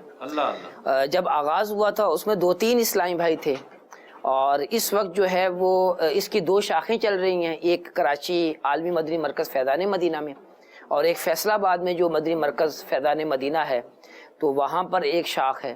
تو کل جو اس میں علماء کام کر رہے ہیں وہ ان کی تعداد 102 ہے. ان 100 سے زیادہ علماء الحمدللہ عز و جل تحریر کے اندر، تخریج کے اندر، تصنیف کے اندر، تالیف کے اندر، یہ سب جو ہے وہ تحریر سے تعلق رکھنے والے افراد کو معلوم ہے کہ کون سی چیز کیا کہلاتی ہے، کیا کرنا ہوتا ہے. تو الحمدللہ عز و جل یہ اب اس کام میں مصروف عمل ہیں، اور کل ویسے اس کا عملہ جو ہے وہ 114 افراد پر مشتمل ہے۔ کولر ڈرا والے بھی ہیں، اس کمرے میں کولر ڈرا والے اکثر بیٹھے ہوئے ہیں، اور جس میں کتاب کو خوبصورت بنایا جاتا ہے۔ جی جی جی، آخری مرحلہ آپ یوں سمجھیں، اشاعت سے پہلے جب ہم مکتبۃ المدینہ پر بھیجتے ہیں شائع کرنے کے لیے، تو سب سے آخری کام جو ہے وہ کولر ڈرا کا ہوتا ہے۔ اور الحمدللہ عز و جل یہ سلسلہ آگے جاری ہے، اور اب تک آپ کو اور مدنی چینل کے ناظرین کو بھی یہ سن کر خوشی ہوگی، اور ہونی بھی چاہیے، کہ الحمدللہ عز و جل اس وقت تقریباً 600 کے قریب کتب و رسائل پر کام ہو چکا ہے، ہو رہا ہے، یا شائع ہو چکی ہیں، تقریباً 600 کے لگ بھگ۔ مزید تفصیلات بھی جو ہے میں بیان کر دیتا ہوں۔ جو اس وقت شائع ہو چکی ہیں ان کی تعداد 508 ہے کتب و رسائل، اور جو چھپنے کے لیے جا چکی ہیں ان کی تعداد 19 ہے، اور جن پر ابھی کام جاری ہے تو وہ 34 ہے، یعنی 34، اور جن پر جو ہے وہ ابھی ہم نے کام کرنا ہے۔ ہماری ایک مجلس ہے جس کا نام مجلس اجرائے کتب و رسائل ہے، یہ اراکین شورا پر مشتمل ہے، جس میں حاجی شاہد صاحب بھی ہیں، اور حاجی امین بھی ہیں، اسی طرح حاجی عطر ہیں، اور میرا بھی اس میں شمول ہے۔ تو یہ مجلس اجرائے کتب و رسائل میں یہ فیصلہ ہوتا ہے کہ کون سی کتاب کون سے رسالے پر کام ہوگا، تو وہاں سے اوکے ہونے کے بعد پھر یہاں پر کام ہوتا ہے۔ الحمدللہ عز و جل 246 تقریباً 250 کتابیں وہاں سے بھی اوکے ہو چکی ہیں، لیکن ابھی ان پر کام شروع نہیں ہوا۔ یہ جو 250 کتابیں ہیں یہ منصوبہ جات میں ہے، یہ منصوبے میں شامل ہے۔ واہ واہ سبحان اللہ، ہدف بھی کہہ سکتے ہیں اس کو، جی ہدف بھی ہے، اس کو بنائیں گے انشاءاللہ۔ پھر سب سے پہلے ہے فیضان قرآن۔ واہ، تو الحمدللہ عز و جل فیضان قرآن میں جو کتابیں رسالے جو ہم شائع کر چکے ہیں ان کی تعداد 15 ہے، اور اس میں جو ہے جیسے سراۃ الجنان ہے، یہ مفتی قاسم صاحب نے لکھی ہے، لیکن جو اشاعتی مراحل ہیں، تخریج ہے، تخریج کی چیکنگ ہے، پروف ریڈنگ ہے، یہ سارے کام جو ہے المدینۃ العلمیہ میں ہوئے ہیں۔ تو یہ اس شعبے کا ایک بڑا یعنی کام ہے۔ سراۃ الجنان کی 10 جلدیں ہیں الحمدللہ، ماشاءاللہ۔ اسی طرح معرفت القرآن کی 6 جلدیں ہیں جو ترجمہ قرآن پر اور کچھ جو ہے وہ نوٹ پر مشتمل ہے۔ واہ واہ۔ اور اس کے علاوہ بھی الحمدللہ عز و جل کئی منصوبے ہیں۔ کنز الایمان ہے، وہاں تفسیر خزائن العرفان، سبحان اللہ، تو یہ بھی اسی شعبے کے اندر جو ہے وہ ہوا ہے۔ تو یوں الحمدللہ عز و جل 15 آئٹمز شائع ہو چکے ہیں اس کے، اور 4 پر کام جاری ہے، اور مزید 17 جو ہیں وہ اس کے منصوبے میں شامل ہیں۔ سبحان اللہ، سبحان دوسرا جو ہے فیضان حدیث آتا ہے۔ جی، فیضان حدیث میں بھی الحمدللہ عز و جل ریاض الصالحین کی شرح کا کام جاری ہے، اور 9 جلدوں پر اس کا یہ منصوبہ ہے نا، کیا بات۔ اور اس میں سے الحمدللہ 4 جلدیں شائع بھی ہو چکی ہیں، 2 پر کام جاری ہے، اور 1 انشاءاللہ عز و جل مزید اس پر کام ہوگا، اور مزید بھی کئی ایک رسالے بھی اس میں شامل ہے حدیث میں۔ اور مشکات شریف جو ہے اس پر بھی کام جاری ہے، ملا علی قاری رحمۃ اللہ تعالی علیہ کی شرح ہے عربی میں، جی، تو وہ عربی کے ساتھ ہی درس نظامی میں کیونکہ یہ شامل ہے عالم کورس کے اندر جامعۃ المدینہ میں، تو یہ الحمدللہ عز و جل اس پر بھی کام جو ہے وہ دسمبر میں کمپلیٹ ہو جائے گا، پوری مشکات عربی حاشیے کے ساتھ انشاءاللہ۔ اور جنوری سے ہم صحائح ستہ کی جو ہے وہ عربی شروحات شروع کر رہے ہیں۔ واہ واہ واہ، تو یہ ایک بہت بڑا منصوبہ ہے، یعنی بہت ہی بڑا ہے، یوں سمجھ لیجئے ایسی بات ہے کہ بڑا کام ہے یہ۔ تو مزید شعبہ کتب اعلیٰ حضرت رحمۃ اللہ تعالی علیہ کی جو کتابیں ہیں، آپ کے مخطوطے ہیں، ان پر بھی کام ہو رہا ہے۔ 33 کتب و رسائل پر کام ہو چکا ہے، 1 پر جاری ہے۔ جد الممتار نام جو ہے وہ اہل علم جانتے ہیں، یہ 7 جلدوں پر عربی حاشیہ ہے رد المحتار پر، فتاوی شامی پر، تو یہ الحمدللہ عز و جل سال ہا سال پہلے یہ شائع ہو چکا ہے۔ سبحان اللہ، سبحان اللہ۔ اس کے علاوہ شعبہ کتب تراجم ہے، جی، جس میں عربی کتابوں کا ترجمہ اردو میں ہوتا ہے۔ صحیح۔ تو 50 کتب و رسائل پر جو ہے وہ یعنی عربی کتابیں اردو میں جو ہے وہ آ چکی ہیں، یعنی 50 کتابوں کا عربی سے اردو ترجمہ ہو چکا ہے، جی جی، ٹرانسلیشن ہو گیا ہے۔ اس میں حلیت الاولیاء اس کی 10 جلدیں ہیں، صحیح، تو یہ جو ہے وہ 7 جلدیں مکمل ہو چکی ہیں، 1-2 پر کام جاری ہے، اور مزید جو ہے وہ بقیہ بھی جو ہے 7 میں 3 ہی رہ گئی ہیں، ہاں جی، تو 2 پر جو ہے وہ کام رہ گیا، 1 پر ابھی جاری ہے۔ مدینہ مدینہ۔ اور اس کے علاوہ قوت القلوب ہے، اس کی 3 جلدیں ہوں گی، سبحان اللہ۔ اور احیاء العلوم ہے، اللہ اللہ، 5 جلدوں میں پورا یعنی جو ہے وہ اس کا ترجمہ ہو گیا، ہو چکا۔ مناج العابدین ہے، اس کا ترجمہ ہو چکا ہے۔ مدینہ مدینہ۔ حدیقہ ندیہ کا ترجمہ جاری ہے، حدیقہ ندیہ کا ترجمہ 1 جلد میں جو ہے وہ شائع ہو چکا ہے۔ سبحان اللہ۔ اور شعبہ درسی کتب یعنی جو المستطرف، دین و دنیا کی انوکھی باتیں، کیا کتاب ہے مدنی چینل کے ناظرین، اللہ اکبر، دین و دنیا کی انوکھی باتیں، اور واقعی کمال کے واقعات ہیں، کمال کی باتیں کتاب پڑھنے سے تعلق رکھتی ہے۔ حاصل کریں مکتبۃ المدینہ سے، ہدیۃً طلب کیجئے اور اس کا مطالعہ بھی کیجئے۔ ایک جلد شائع ہو گئی ہے اور دوسری جلد شائع ہونی ہے، مدینہ مدینہ۔ اور شعبہ درسی کتب جو عالم کورس کی کتابیں ہیں، جی، درس نظامی ہے، تو الحمدللہ عز و جل اس کا صحیح 6 اور 3 کتابوں کے علاوہ تقریباً ساری ہی کتابوں پر عربی حواشی لکھے جا چکے ہیں۔ واہ واہ، اور یہ بڑی خوبصورت انداز میں مکتبۃ المدینہ نے شائع کی ہے، سبحان اللہ۔ اور یعنی ایسا زبردست کام ہے سلمان بھائی جی، کہ جو بھی علماء اس سے آگاہی جب پاتے ہیں تو اش کر اٹھتے ہیں۔ میں تجربہ مجھے الحمدللہ میں بھی رہا ہوں مجلس رابطہ بالعلماء والمشائخ میں، اور بالخصوص جو نور الاضاء پر مدنی چینل کے ناظرین کام ہوا ہے الحمدللہ، اس کا حاشیہ جو اس میں لگایا گیا ہے، اس میں ایک بالخصوص چیز کا جو التزام کیا گیا ہے وہ یہ ہے کہ مفتہ بھی اقوال کی وضاحت کر دی گئی ہے۔ یہ اہل علم کے ذوق طبع کے لیے میں جو ہے وہ عرض کر رہا ہوں، مفتہ بھی اقوال کیا ہیں یہ بھی بتائے گئے ہیں، اور اس کے ساتھ ساتھ مفید حواشی بھی لگائے گئے ہیں۔ جیسے ایک مسئلہ ہے، میں کر دوں بیان جی، جیسے ایک مسئلہ ہے کہ اگر پانی کے اندر کوئی جو ہے وہ چیز ایسی مل جائے، یعنی کوئی ٹھوس چیز پانی میں مل جائے اور اس پانی کے رکت اور سیلان کو ختم کر دے، یعنی اس پانی کے اندر دیکھیں ایک نرمی، پانی باریک ہوتا ہے، باریک اب میں کیسے آپ کو سمجھاؤں، یعنی گاڑھا نہیں ہوتا، ٹھیک ہے، تھک نہیں ہوتا پانی، صحیح، اور پھر پانی آپ ڈالیں گے تو وہ بہنا شروع کر دے گا، اسے کہتے ہیں رکت اور سیلان۔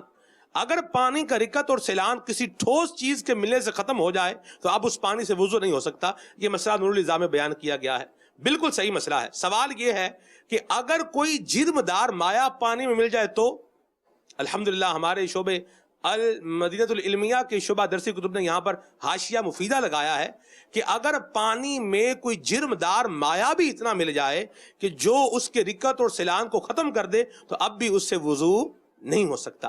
یہ الحمدللہ اس طرح کے مفید حواشی بھی بیان کیے گئے ہیں جو علم میں جو ہے وہ اضافہ کرتے ہیں ماشاءاللہ۔ ایک ریویو ناظرین کو دکھائیں۔ ایک شعبہ فیضان مدنی مذاکرات کا تعارف کروانے کے بعد پھر چلتے ہیں۔ جی جی بالکل۔ یہ جو شعبہ ہے یہ امیر سنت کے جو مدنی مذاکرے ہوتے ہیں جو ان کو تحریری صورت میں لایا جاتا ہے، تخریج بھی کی جاتی ہے، جی، تو اس کی 20 جلدوں کا ہمارا منصوبہ ہے۔ واہ واہ واہ، اور الحمدللہ عز و جل 3 جلدوں پر کام تقریباً ہو چکا ہے، سبحان اللہ، اور مزید جو ہے وہ سفر جاری ہے۔ جی، اور 20 جلدیں آپ کیا کہتے ہیں کتنے سینکڑوں صفحات بلکہ ہزاروں صفحات پر مشتمل ہوں گی یہ، بالکل بالکل، اور اس میں ہو سکتا ہے کہ ہم یعنی لاکھوں تک سوالات جوابات لے کر جائیں۔ تو امیر علیہ سنت کا جو جیسے جو محرم الحرام میں مدنی مذاکرے ہوتے ہیں نا 13 جی، اور اس کے بعد ربیع الاول کے 12 مدنی مذاکرے ہوئے تھے جی، اور جو ہفتے والے دن مدنی مذاکرہ ہوتا ہے، یہ سارا کام جو ہے وہ رسائل کی صورت میں آ چکا ہے، کام ہو چکا ہے۔ اللہ، یعنی جیسے امیر علیہ سنت نے رات میں مدنی مذاکرہ فرمایا یعنی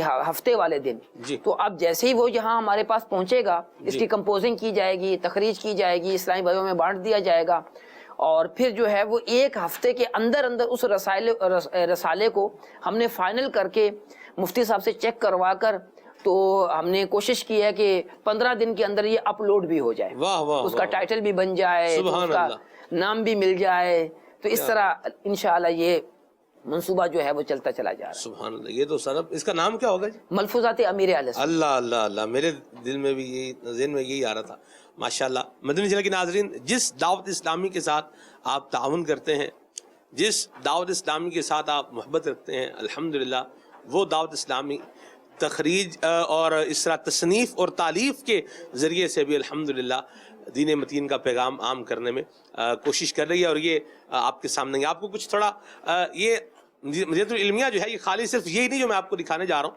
اس کے اب آگے بھی اس کے آفیسز ہیں، اس طرف بھی ہیں، ادھر بھی ہیں، 9-10 آفیسز ہیں، 9-10 آفیسز ہیں، اور اب تو نیا بن رہا ہے ماشاءاللہ، نیچے شفٹ ہو رہا ہے، یہ بھی ایک پورا نظام بننے جا رہا ہے۔ تو آپ کو تھوڑا سا اس کا اوور ویو کراتے ہیں، اور یہاں ہمارے اس شعبے کے جو ہمارے ناظم صاحب ہیں آصف خان بھائی، الحمدللہ ان سے بھی آپ کی ملاقات کرواتے ہیں، اور الحمدللہ مدنی چینل کے ناظرین، اللہ کے فضل سے مجھے بھی اس شعبے میں کام کرنے کی سعادت ملی الحمدللہ۔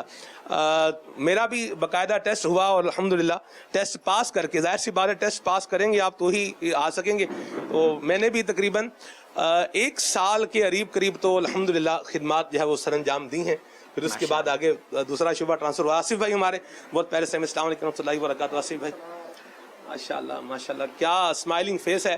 آصف بھائی ہمارے مسکراتے ہیں تو یقین مانے بندہ ویسے ہی ان کو دیکھ کے خوش ہو جاتا ہے ماشاءاللہ.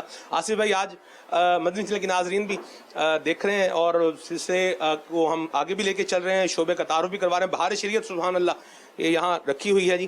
اس کو بڑے ہی پیارے انداز میں جو ہے وہ شائع بھی کیا گیا ہے, اس کی تخریج بھی کی گئی ہے اور اس پر حواشی بھی لگائے گئے ہیں اور جو مشکل الفاظ ہیں ان کو آسان بھی کیا گیا. آصف بھائی کیا محسوس فرما رہے ہیں آپ؟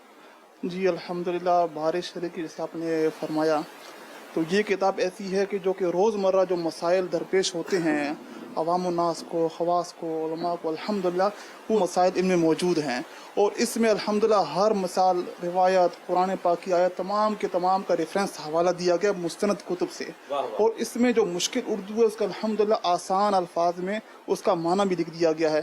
جو اس میں فقہی اصطلاحات ہیں جو کہ صرف علماء ہی سمجھ پاتے ہیں, عوام الناس کو سمجھانے کے لیے ان کی باقاعدہ پوری تعریف مستند حوالے کے ساتھ ذکر کر دیا گیا ہے. الحمدللہ یہ سارے کام اس میں کیے گئے اور مزید الحمدللہ اس وقت المدینۃ العلمیہ میں ہر مہینے 6 کتابیں 8 کتابیں ضخیم کتابیں رسائل جو باقاعدہ چھپنے کے لیے یہاں سے روانہ ہوتی ہیں اور الحمدللہ ہر ہفتے اجتماع میں ان رسائل کا ان کتب کا الحمدللہ اعلان ہوتا ہے اور لوگ اسے خرید کر الحمدللہ بہت ساری معلومات خزانہ ان کو ملتا ہے. واہ واہ سبحان اللہ سبحان اللہ.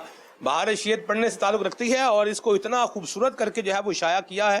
اب یقین مانے کہ بندہ دیکھ کے ہی نا بندے کا دل کرے اس کو کھولے اور دل کرے کہ اس کو کچھ بندہ پڑھ ہی لے. یہ بھی کمال ہے سبحان اللہ. کتاب ایک تو چھاپنا پھر اس کو خوبصورت بنانا.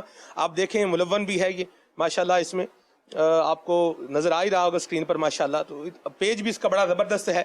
تو پیج بھی کہہ رہا ہے کہ مجھے آپ زبان حال سے کہہ رہا ہے. ظاہر سی بات ہے پیج کی تو کوئی زبان نہیں ہوتی. تو یہ کہہ رہا ہے کہ آپ مجھے الٹیں پلٹیں اور پڑھیں.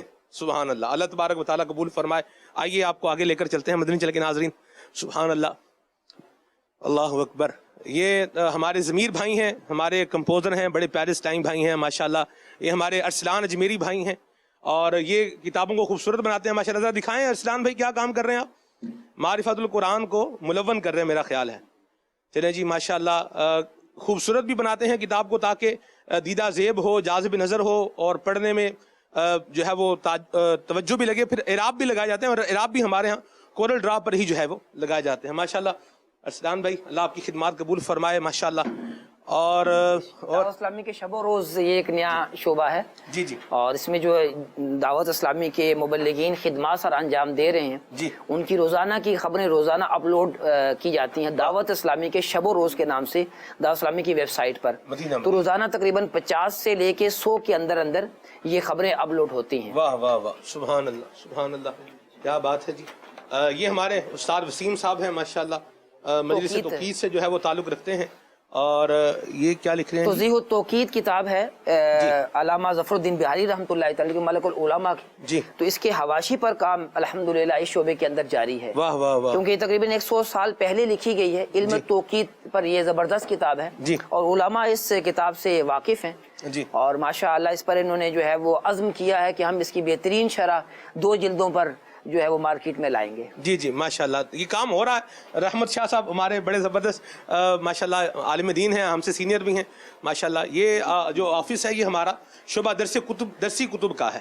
اور افتخار بھائی ہمارے بڑے پیارے اسلامی بھائی ہیں مرحبا. افتخار بھائی بھی سینئر ہیں. جامعہ المیرا میں جب میں پڑھتا تھا تو افتخار بھی سر ہمارے سینئر اسلامی بھائی تھے. شعبے کے نگران ابھی تک جی جی آپ ہی ہیں افتخار بھائی. سبحان اللہ اللہ تعالیٰ برکتیں دے. کچھ 1 منٹ کے اندر کچھ شعبے کے بارے میں کچھ رکن شورا نے بتایا بھی ہے اور آپ قدوری پر جو کام کر رہے تھے اس کے بارے میں کچھ آپ بتا دیں. ہاں قدوری پر جو کام ہو رہا ہے اس کے سلسلے میں یہ عرض ہے کہ ایک مفید اس پر جو ہے نا ایک حاشیہ یا وہ شرح نما ہے, بہت یعنی مختصر اور جامع ہے, خلاصۃ الدلائل کے نام سے. پہلے مارکیٹ میں وہ موجود بھی نہیں ہے اور پرانے بزرگ کی ہے 6 سنہ ہجری کے ہیں, علی بن ابوبکر رازی نام ہے نا ان کا. تو بہت اچھا کام ہے. وہ ہم نے یہاں کے اساتذہ کو بھی چیک کرایا جامعۃ المدینہ کے, انہوں نے بھی اس کے اپروول دیے کہ اچھا کام ہے, مفید ہے. ائمہ اربعہ کے مذاہب ان کے دلائل بیان کرتے ہیں اور مفتبی قول احناف کا وہ بھی بیان کرتے ہیں, وجہ ترجیح بیان کرتے ہیں. مختصر جامع اس پر کام ہو رہا ہے. اس کے علاوہ مسند امام اعظم پر کام ہو رہا ہے, شرح معانی الاثار پر کام ہو رہا ہے, آثار السنن پر کام ہو رہا ہے, مقدمہ شیخ پر کام ہو رہا ہے. اور یعنی اور بھی چند کتب پر کام ہو رہا ہے. پھر 2025 تک کا ہدف ہے، وہ بھی ہم نے مجلس کی بارگاہ میں پیش کر دیا. آپ سے دعاؤں کی درخواست ہے. اللہ قبول مقبول مقبول فرمائے. آپ کو لائبریری دکھاتے ہیں اور پھر لائبریری سے جو ہے وہ ہم صلاۃ السلام پڑھیں گے انشاءاللہ عز و جل. یہ الحمدللہ عز و جل لائبریری ہے، اور یہ وہ لائبریری ہے جو یوں سمجھ لیں کہ علمی طبقے کے لیے ہے، ہمارے اساتذہ کے لیے، طلباء جو درس نظامی کر رہے ہیں ان کے لیے. لائبریری کا ویو کرائیں جی ذرا. لائبریری بھی، اس کی بھی کچھ پارٹیشن ہے یہاں، اردو کتابیں بھی ہیں الحمدللہ، عربی کتابیں ہیں. تصور حسین بھائی ہمارے بڑے پیارے اسلامی بھائی ہیں الحمدللہ. ہم جامعہ المدینہ میں ایک ساتھ پڑھتے تھے، اور ہمارے یہاں کے لائبریرین ہیں تصور حسین بھائی مدنی ماشاءاللہ. اللہ تبارک و تعالیٰ سے دعا بھی کریں، اللہ تبارک و تعالیٰ یہ کاوشیں قبول بھی فرمائے، اور اللہ تبارک و تعالیٰ ان کو ثمر آور فرمائے. اور ظاہر سی بات ہے یہ سارا کام ہو رہا ہے تو اس پر ایک ہیوج ایکسپنس بھی جو ہے یہ لگ رہا ہے. کتنا ایکسپنس؟ تقریباً جو ہے یہ جو کتابیں ہیں ان کی تعداد 12,000 سے زائد ہے. اچھا، یہ وہ لائبریری ہے کہ جو صرف کتابیں رکھنے کے لیے نہیں ہے، دکھانے کے لیے نہیں ہے، بلکہ یہ باقاعدہ جوز ہوتی ہیں. اور آپ دیکھ رہے ہیں کہ یہاں سے ان کے نام بھی مٹ گئے ہیں یوز کر کر. اللہ اکبر. تو یعنی جیسے یہ ہے نا سنن الکبریٰ ہے، اور یہ اتنی یوز ہوتی ہے کہ اس کا نام بھی آپ دیکھیں کہ یوز ہونے کی وجہ سے مٹ گیا ہے. اور یہ کوئی بہت پرانی کتاب نہیں ہے، یعنی جو ہمیں خریدا ہوا جو ہے وہ تقریباً 15 سال ہی ہوئے ہوں گے. تو اس کے یعنی یوں یہ استعمال والی لائبریری ہے. واہ واہ، سبحان اللہ سبحان اللہ. مدنی چینل کے ناظرین، یہاں ایک سیر اعلام النبلاء کتاب ہے، سبحان اللہ یہ کتاب ہے، اور کیا زبردست کتاب. میں اس کی 6ٹھی جلد دیکھ رہا تھا، 6ٹھی جلد تو اس کی ابھی یہاں پر مجھے نظر نہیں آ رہی. غوث پاک کے حالات بھی ہیں اس میں، اور علامہ ذہبی نے کیا کیا کچھ لکھا ہے.